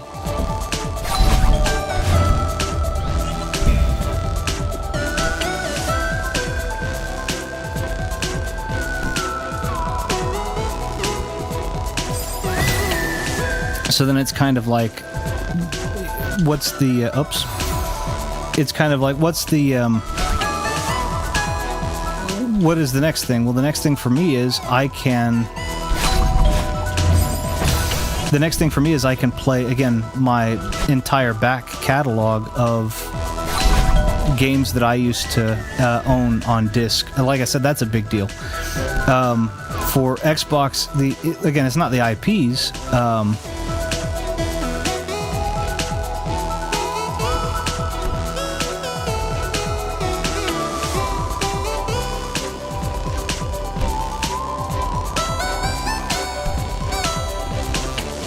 I probably cheesed that. I probably wasn't supposed to do it that way, but who cares? It's over here. I'm not.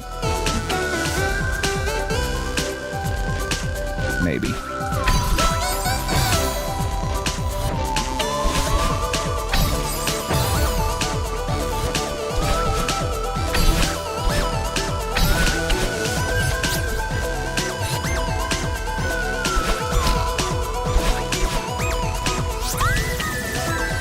I looked at that and was like, that's probably not very hard.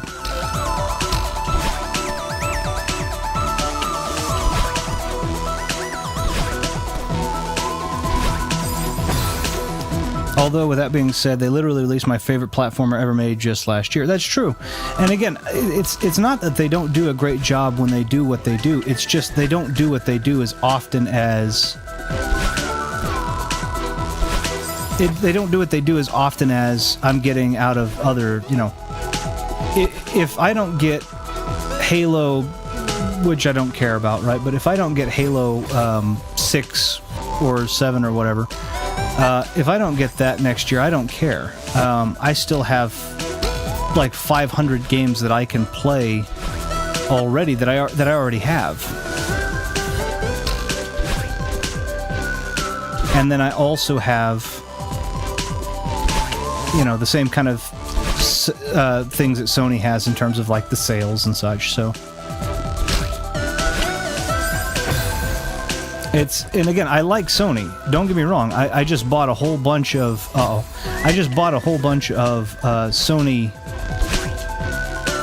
games from the spring sale, right? Which was a great sale.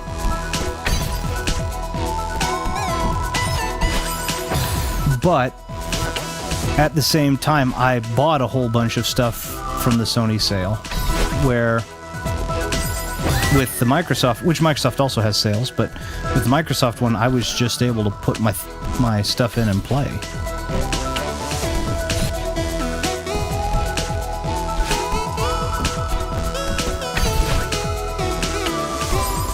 Dang it. They need to dial back their budgets and scope. I'm not buying a new system for as expensive as they are for a developer to release one game. Yeah. I agree with that. And again, to the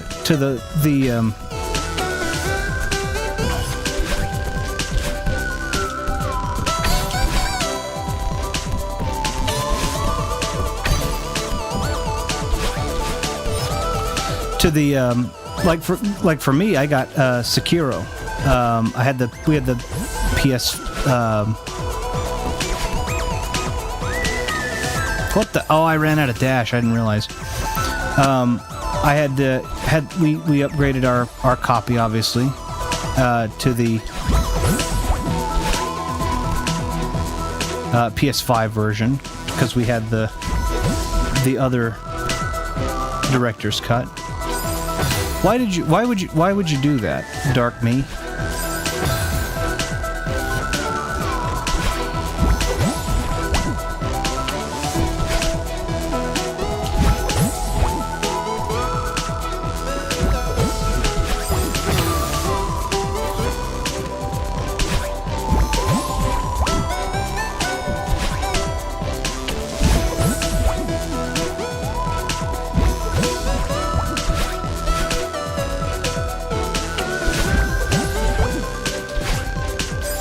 Gosh dang it.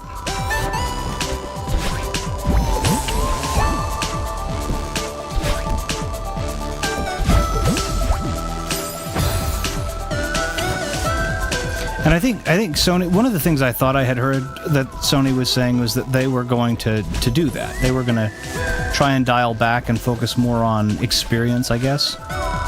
Which is great, if true. But at the same time, it's just, I don't know, I haven't seen anything that just, which again, Astrobot I've not played, but it's also like, I don't know, I haven't seen anything that's just absolutely knocked my socks off, you know?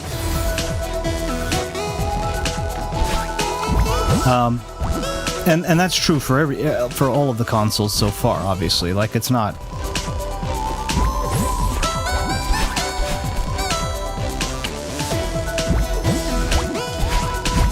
There we go. That's not true for just one console or whatever. I hope Mr. Oshiro is okay. Why? He treated you like garbage. Yeah, but I still care about him. And you didn't have to snap at him like you did. Whatever. I mean it, you're way too aggressive. Well, you put too much energy into bad people who will just end up hurting you. Mr. Oshiro isn't a bad person. He transformed into a monster. He tried to hurt you. And now you're defending him? I'm not defending him. I'm on your side here. I'm mad at him too. I might still be in that hotel if you hadn't forced the issue. But I still hope he's alright. Okay. I'm sorry for snapping at Mr. Oshiro. Thanks. It's in the past now. Very nice. I think Astrobot has woke them up a little bit. Also, I'm glad it won as many awards as it did because Sony care about that dumb stuff. I agree. It's all subjective, but Returnal and Astrobot are now in my top 20 favorite games of all time. And I know that's just 2 games, but they've delivered for me. That's true. Returnal's a great game, too. I'll give you that. I don't have a game... That's the other thing, too, is I don't have a... I don't have a game that has come out in the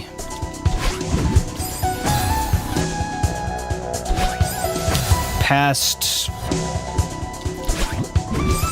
Oh, shoot. I forget. You have to steer those blasted things.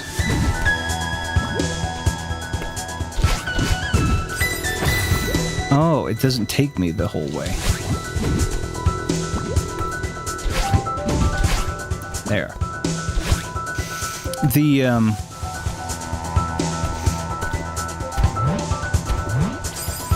Whoops.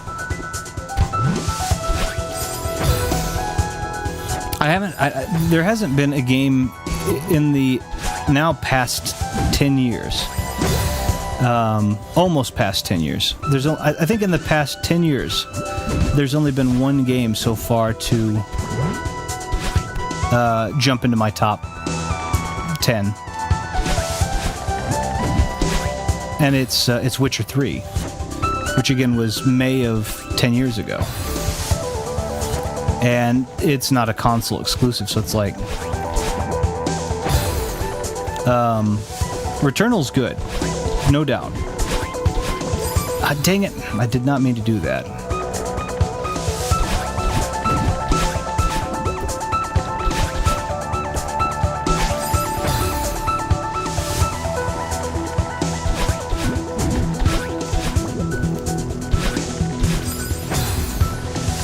Since 2017, there have been some games that have been all-time greats for me personally. Returnal, Astrobot, Tsushima, and Prey.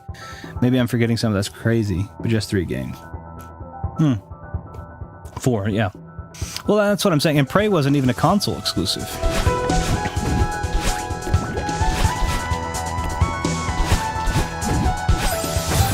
Dang it. Hadn't mean to do that. And that's kind of my thing too. Is it's like those are all great games, but think about that for the past And I say the same thing, right? Obviously, Witcher is also not a console exclusive, but my point was just game quality in general, right? It was just has just kind of not been so stellar. Like I remember 2011, just an absolutely ridiculous year for games.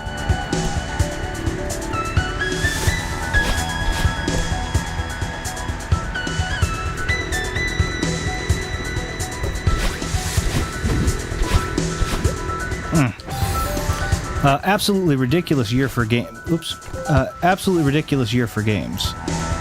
And I could probably, I'd have to pull a couple, but I could probably find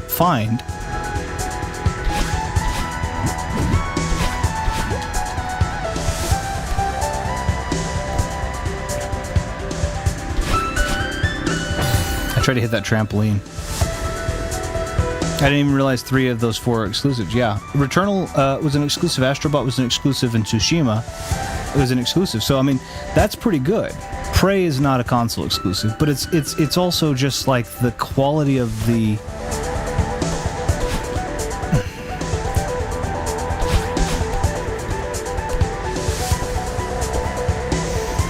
quality of the gaming in general has lessened.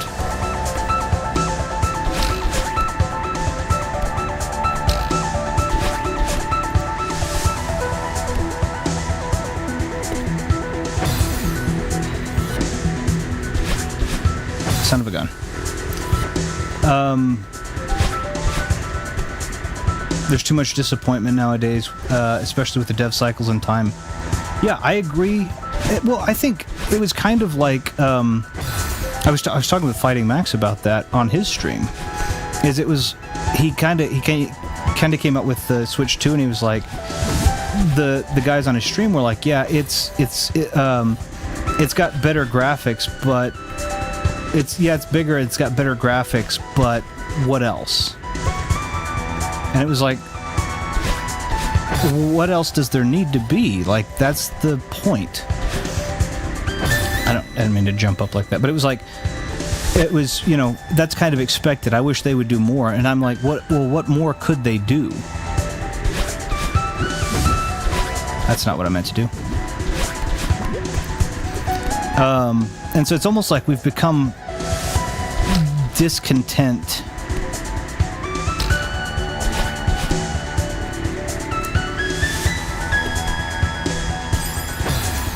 It's kind of like we've become, I think, discontent with what we normally would have considered to be decent progress.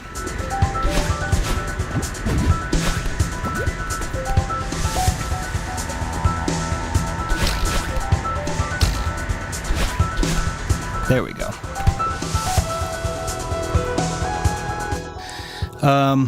Graphics mean nothing to me. That's why it's frustrating when we have discussions show my interest in Sony and I'm told only the graphics.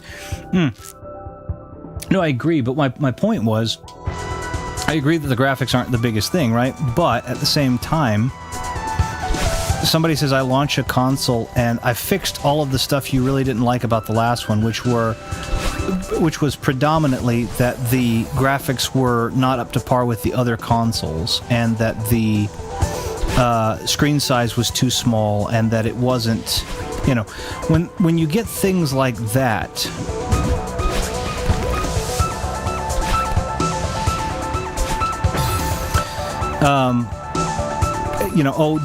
Joy-Con drift Joy-Con rail system is fragile, so we're getting rid of that. Okay. Oh well. We realized that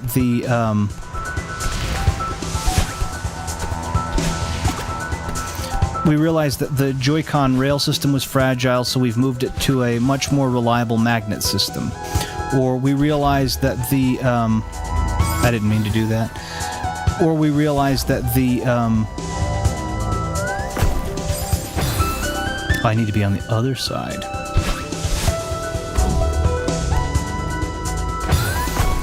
I need to be quicker. You know, it's like, oh, I realized that the, you know, like I said, we realized that the Joy-Con rail system was fragile. Oh, I have to, oh my gosh.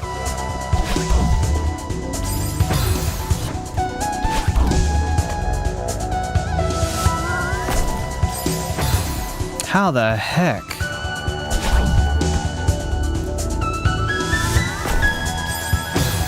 How the heck am I going to do that?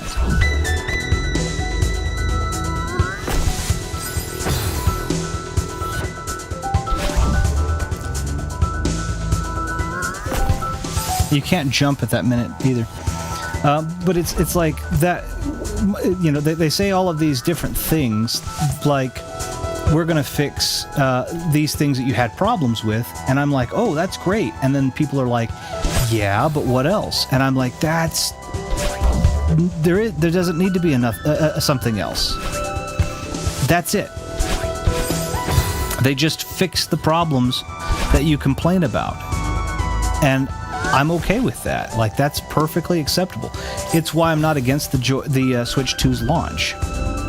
I think it's a fine launch. Is it perfect? Is it everything I wanted it to be? Maybe not, but they've addressed Joy-Con rail systems. They've addressed the joystick drift issue. They've addressed the resolution issues that people were having for people that wanted those, you know, high resolution Mario games, I guess.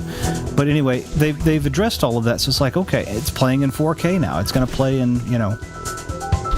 And it's like, okay, I get this. This is fine. I don't understand what the heck I'm meant to do.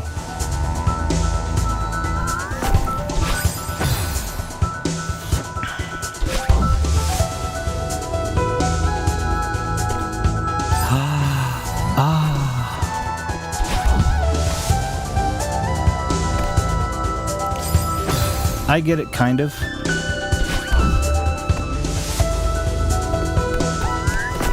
Nope. Okay, it can go through the crystals, so...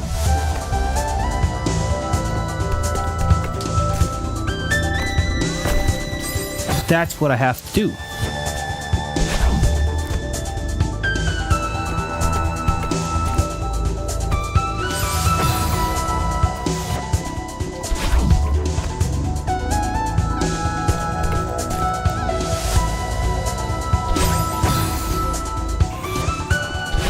One second. I screwed up there really bad. I think the main issue with Nintendo, if people seem disappointed, usually tends to be how they are with so many things. I do agree with that. And I will always have love for Nintendo. Nintendo 64 is unbelievable, one of my favorite systems. And I liked every mainline console they've made, but I do believe they get away with murder. They do. They definitely do. It's just... a lot of people are... like, it's kind... again, I go back to using the CD Projekt Red analogy. Did they handle the Cyberpunk launch correctly? No. But I think they did that because I think they caved to... I didn't see that there. I think they caved to pressure of the consumer, and I think they should not have done that. A couple of them launched some, you know, they did things that they weren't supposed to do, and they launched some things in a way that they weren't supposed to, and it was...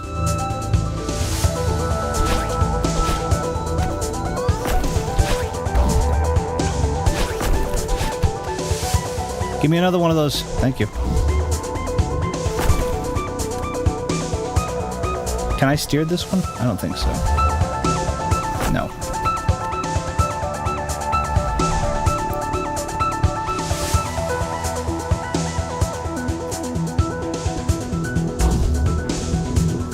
And that's going to be game over because I can't grab anything. I have to be able to get the block to go up with me. Son of a gun. CD Projekt Red's launch, though, was... did they do stuff that they weren't supposed to do? Yeah.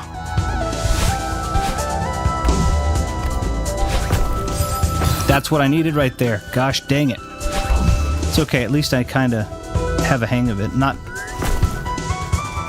I say as I instantly fail. the CD Projekt Red thing though that I kind of give is that they did the thing that they did with with Cyberpunk, and it was caving to people going when and why, not paying attention to what was going to be better for even their game.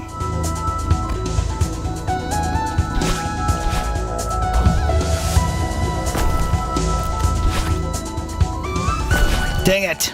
That was close. You have to touch the button on the top in order to steer it, and it's like, eh. It's not easy. It's not the worst thing ever. Like, now that I have the hang of it, I get it. It's like, not too bad.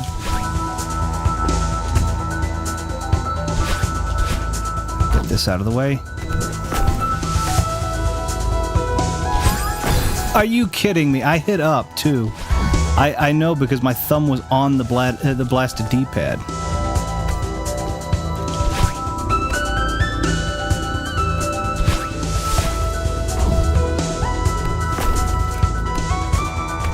That's not going to do it.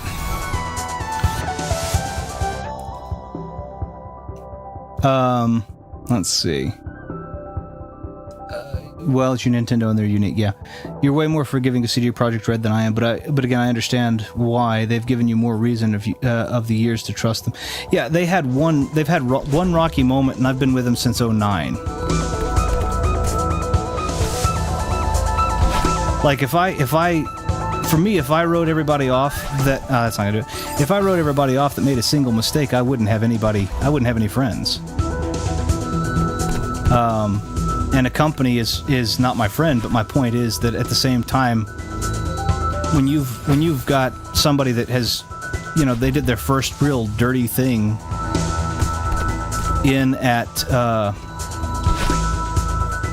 they did their first kind of dirty thing in at like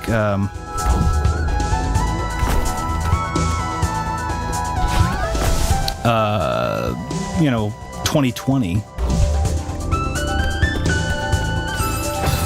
out of 2009. It's like, all right, that's fine. And the games have been really good, and Cyberpunk again is even still really good. Like Cyberpunk is still a great game. Was it great at launch? No, but did they make it into a great game? Absolutely.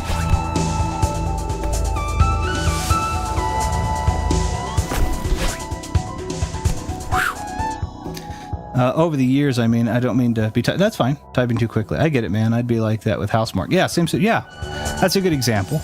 I wasn't paying attention.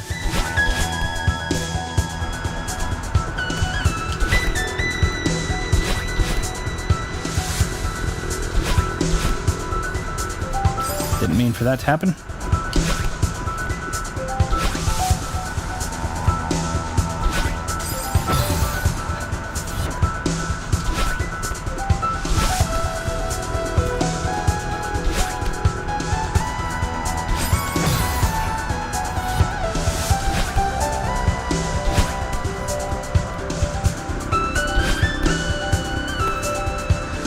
Well, and again, and the other thing that I say too, and I've said this all the time, is CDPR are the only people that have a platform with the express intent of you owning your games again.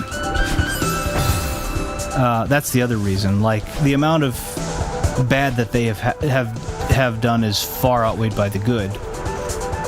And I mean, like, I'm not saying that they're doing it because they're good people. I mean, maybe it's just money driven, but at the same time, it is the only platform that is currently completely DRM free, right? So that's kind of my look at it, is the amount of good that they have done far outweighs the amount of bad. I couldn't reach the... Okay, I'm gonna have to... Okay. I can't dash. How do I do that?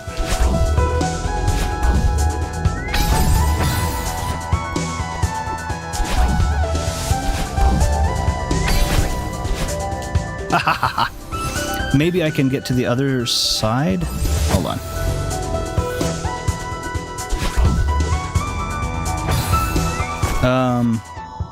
in fact, Returnal is a huge issue. I had so many, for many players where it just wouldn't work. Luckily, I never had the issue, but many did.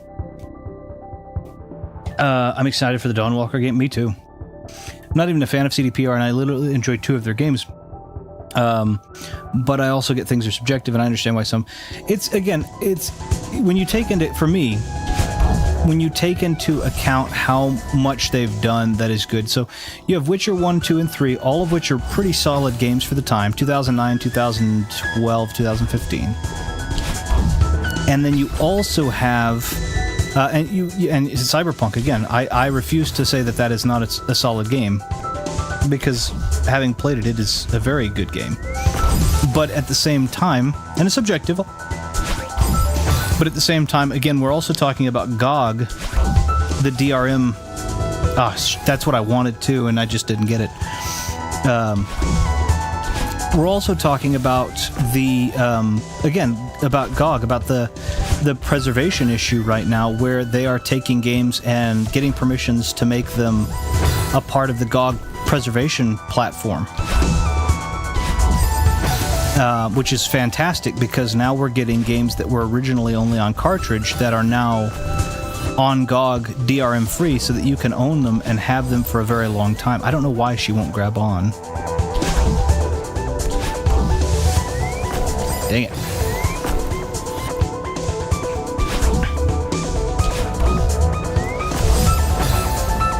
Come on.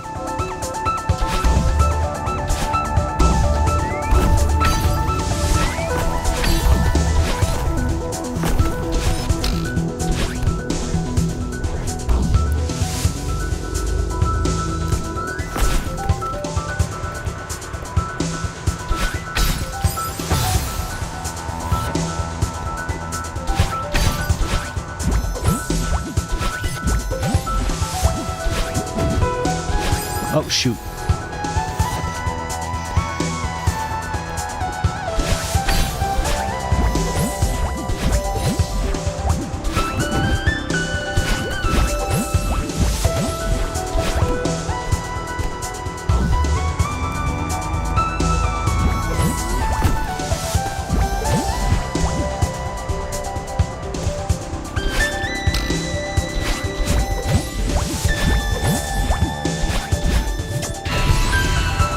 There we go. That was a close one. Yeah, I wasn't sure if we'd make it. Maybe you were right. Maybe this is too dangerous. No, I was wrong. We can climb this mountain. I've got your back. And I believe in you. That means a lot to me. Alright. 2,500 meters. Really quickly. The people who pocket watch are just the one who annoy me. Let's see, hold on. The type's like, what do you mean they're buying their new game? Didn't you see their last game? Just leave people... Yeah, no, that's true. News came out apparently that Witcher 4 won't even be out until 2027 onward. They need to stop. I'm okay with this, though. I'm okay. Like, that's the thing. I don't have a problem with... I don't have a problem... Whoops, I should have paid attention to what I was doing. I don't have a problem with them showing it early and getting people excited, and then just not caving to when people get angry and say, well, you showed us this 5 years ago. I didn't mean to do that. And, you know, basically, oh, well, you showed us this, 5 years ago or whatever. And in this case, it won't have been obviously 5 years, but dang it, that's the tricky piece there. Like, I think it's cool. I think it's cool to showcase. I think it's cool to showcase it early. I mean, I'm excited about it, and then I have to wait 2 more years. Sure, that's fine. I have something to be excited about when the PlayStation 6 comes out. And I'm okay with that. I think it's people need to stop being so goddamn impatient. Personally. That was stupid.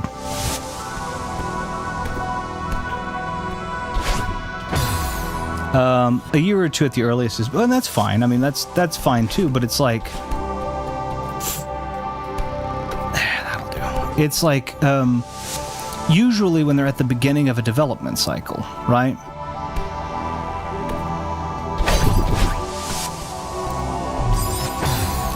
Usually when people are at the beginning of a development cycle, it's like we want to garner hype, and I'm okay with that. I mean, I'm excited about it, and that's the thing. I don't. To me, it doesn't matter if I have to wait a little.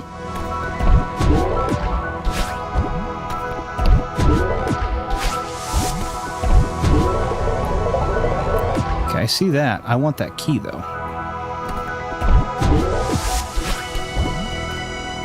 There. Oh, I can't get up there, though.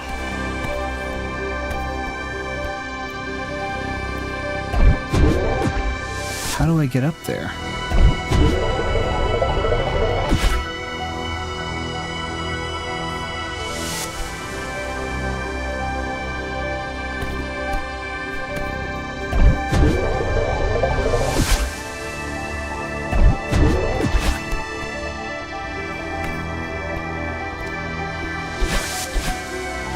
Can't quite reach it from there either.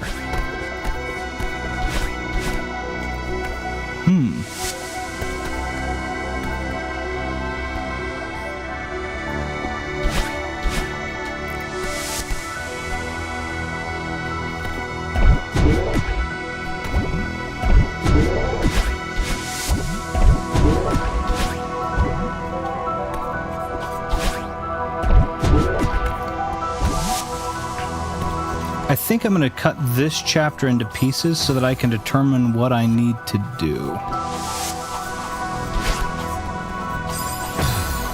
Let me try. I'm going to try this really quickly. But I think that's what I'm going to do because this is a long chapter.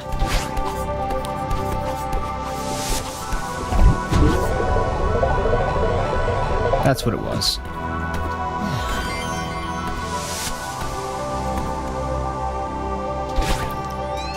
Depending on how long this part is. But I think that's what I'm going to do.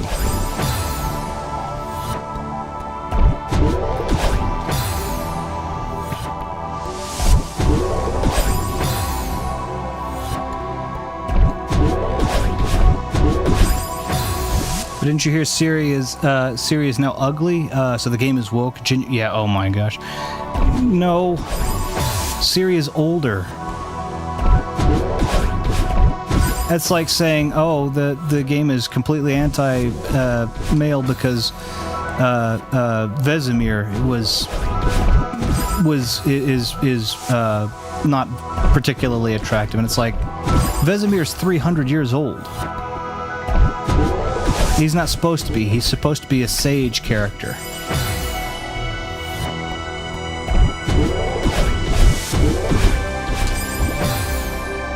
But that's ridiculous. Anyway, no, I thought her model looked really great. Honestly, she's supposed. I mean, I don't think she's probably in her 40s, maybe 50, right? Geralt is. Dang it, Geralt is 100, or he's almost 100 by the time of Witcher 3. So it's like, all right.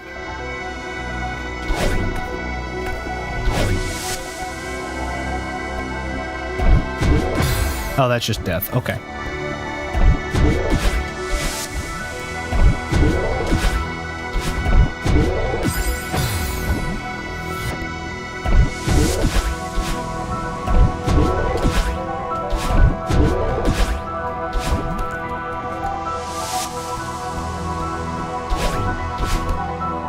Shouldn't have done that.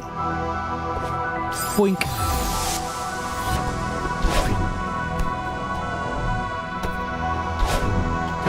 Dang it. That's what I need to do, though.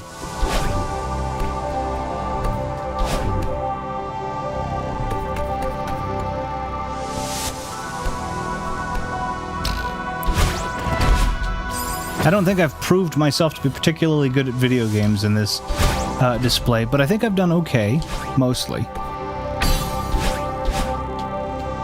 I say as I die.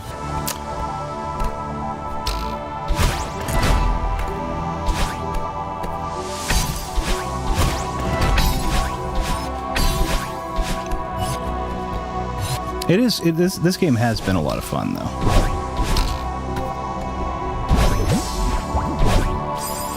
Oh, I didn't see that. Okay.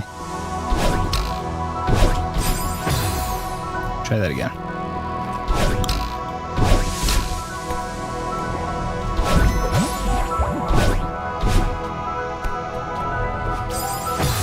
That trampoline, the trampolines are always hidden. I'm gonna die. Well, thank you. Let's say this has not been my best showing, but I'm okay with it. Uh-oh. I need to... Okay, so that does... shoot, takes you all the way back, doesn't it? You can't... You get stuck in that little crevice like that, right? It's just like...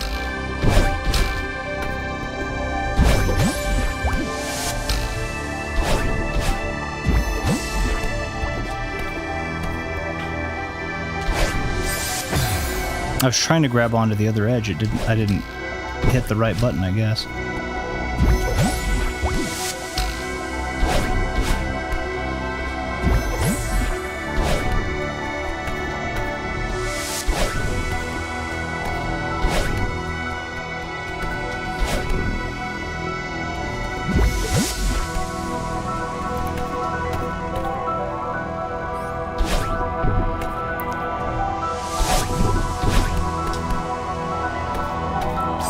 Dang it!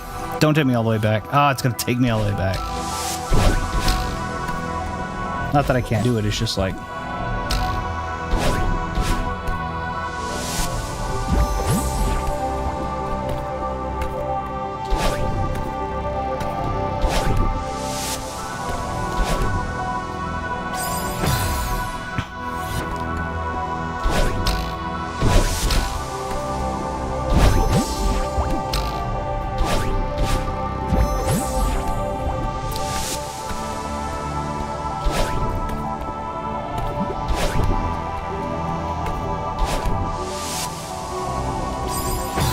I was trying to see if I could get up there in time. I did not succeed.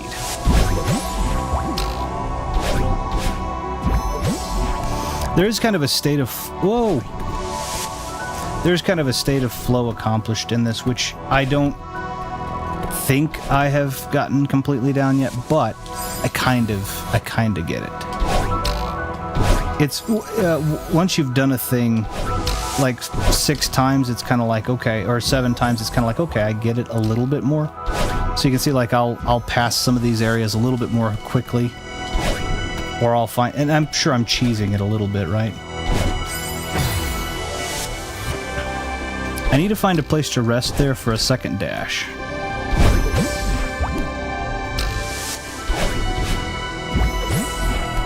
Boop.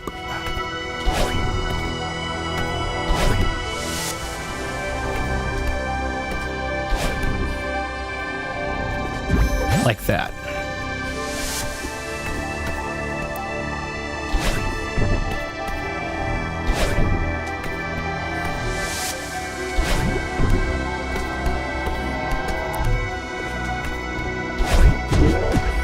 That was dumb.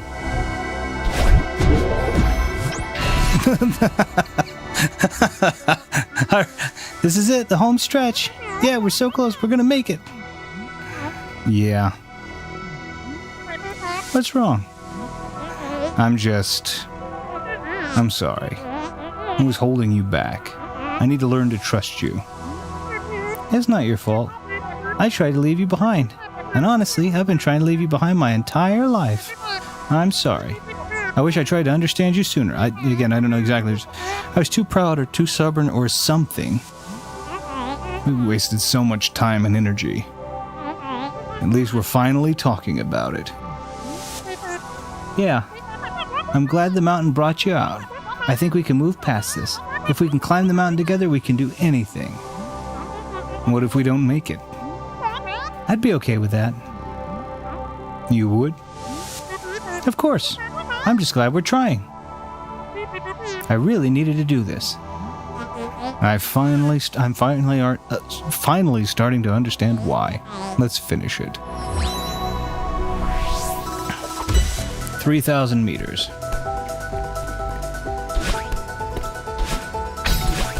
Whoops.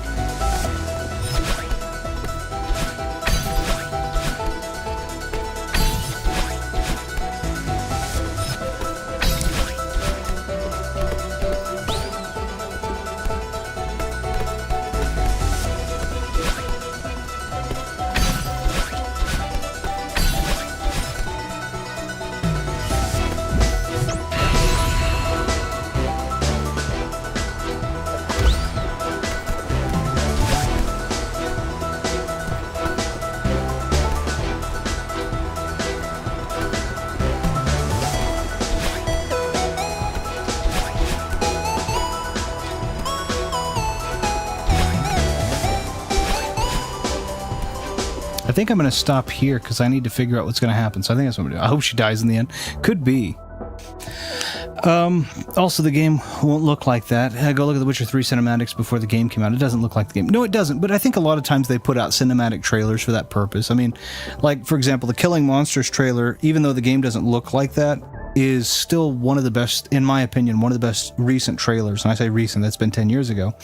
One of the best trailers in recent cinema, Witcher cinematic history. And the game does look gorgeous, and all of the patches that they did to upgrade the quality of life, the non-story DLC, they gave all of that out for free also. So it wasn't like, oh, upgrade to the Xbox Series X PlayStation 5 edition for $10. It was, here you go, it's our next edition version.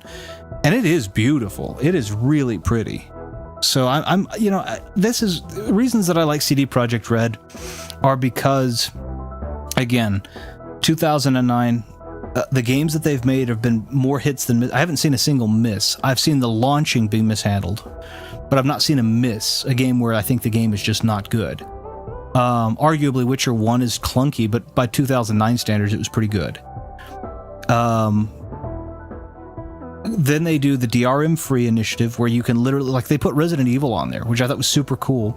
The old classic Nintendo 64 Resident Evils and PC versions of old Star Wars games and stuff that is, they're putting it on there, and then you can buy it. Once you buy it, it's yours. It's DRM free. You don't have to have an online connection. You download the application. Once that's done, you don't have to have online. You can take it to a friend's house who's never been online at all, has a computer for offline purposes only, download the whole of the game, and it's done. There is no digital key.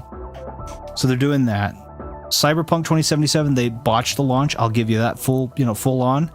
They say they're not doing that again. I trust them so far because they've not. That's their exception, not their rule.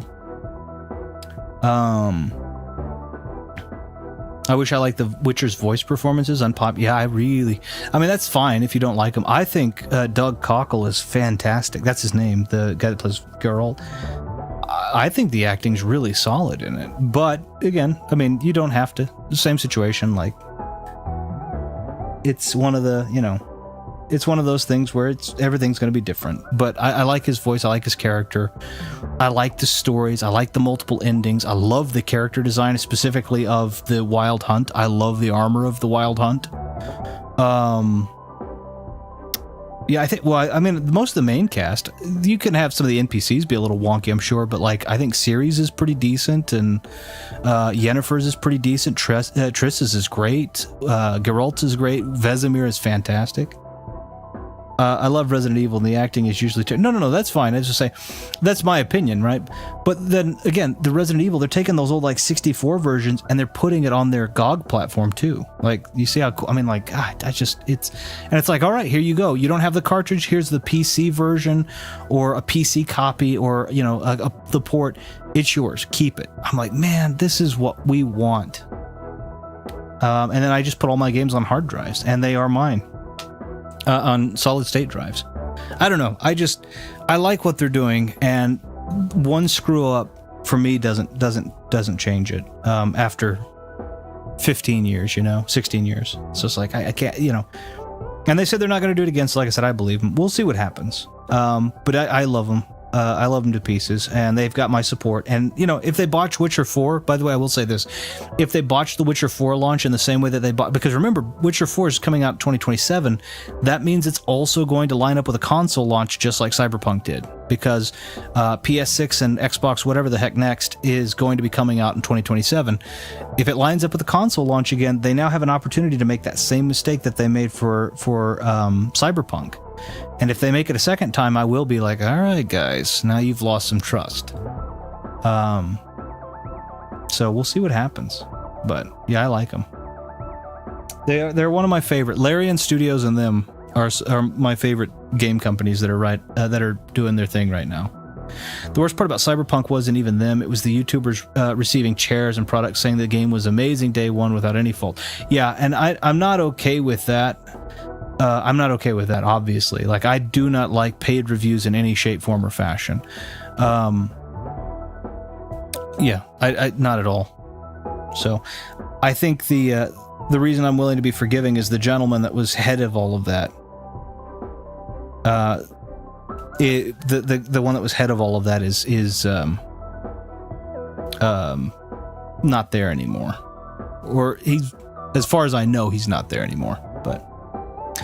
But I'm going to go ahead and hop off and wish you guys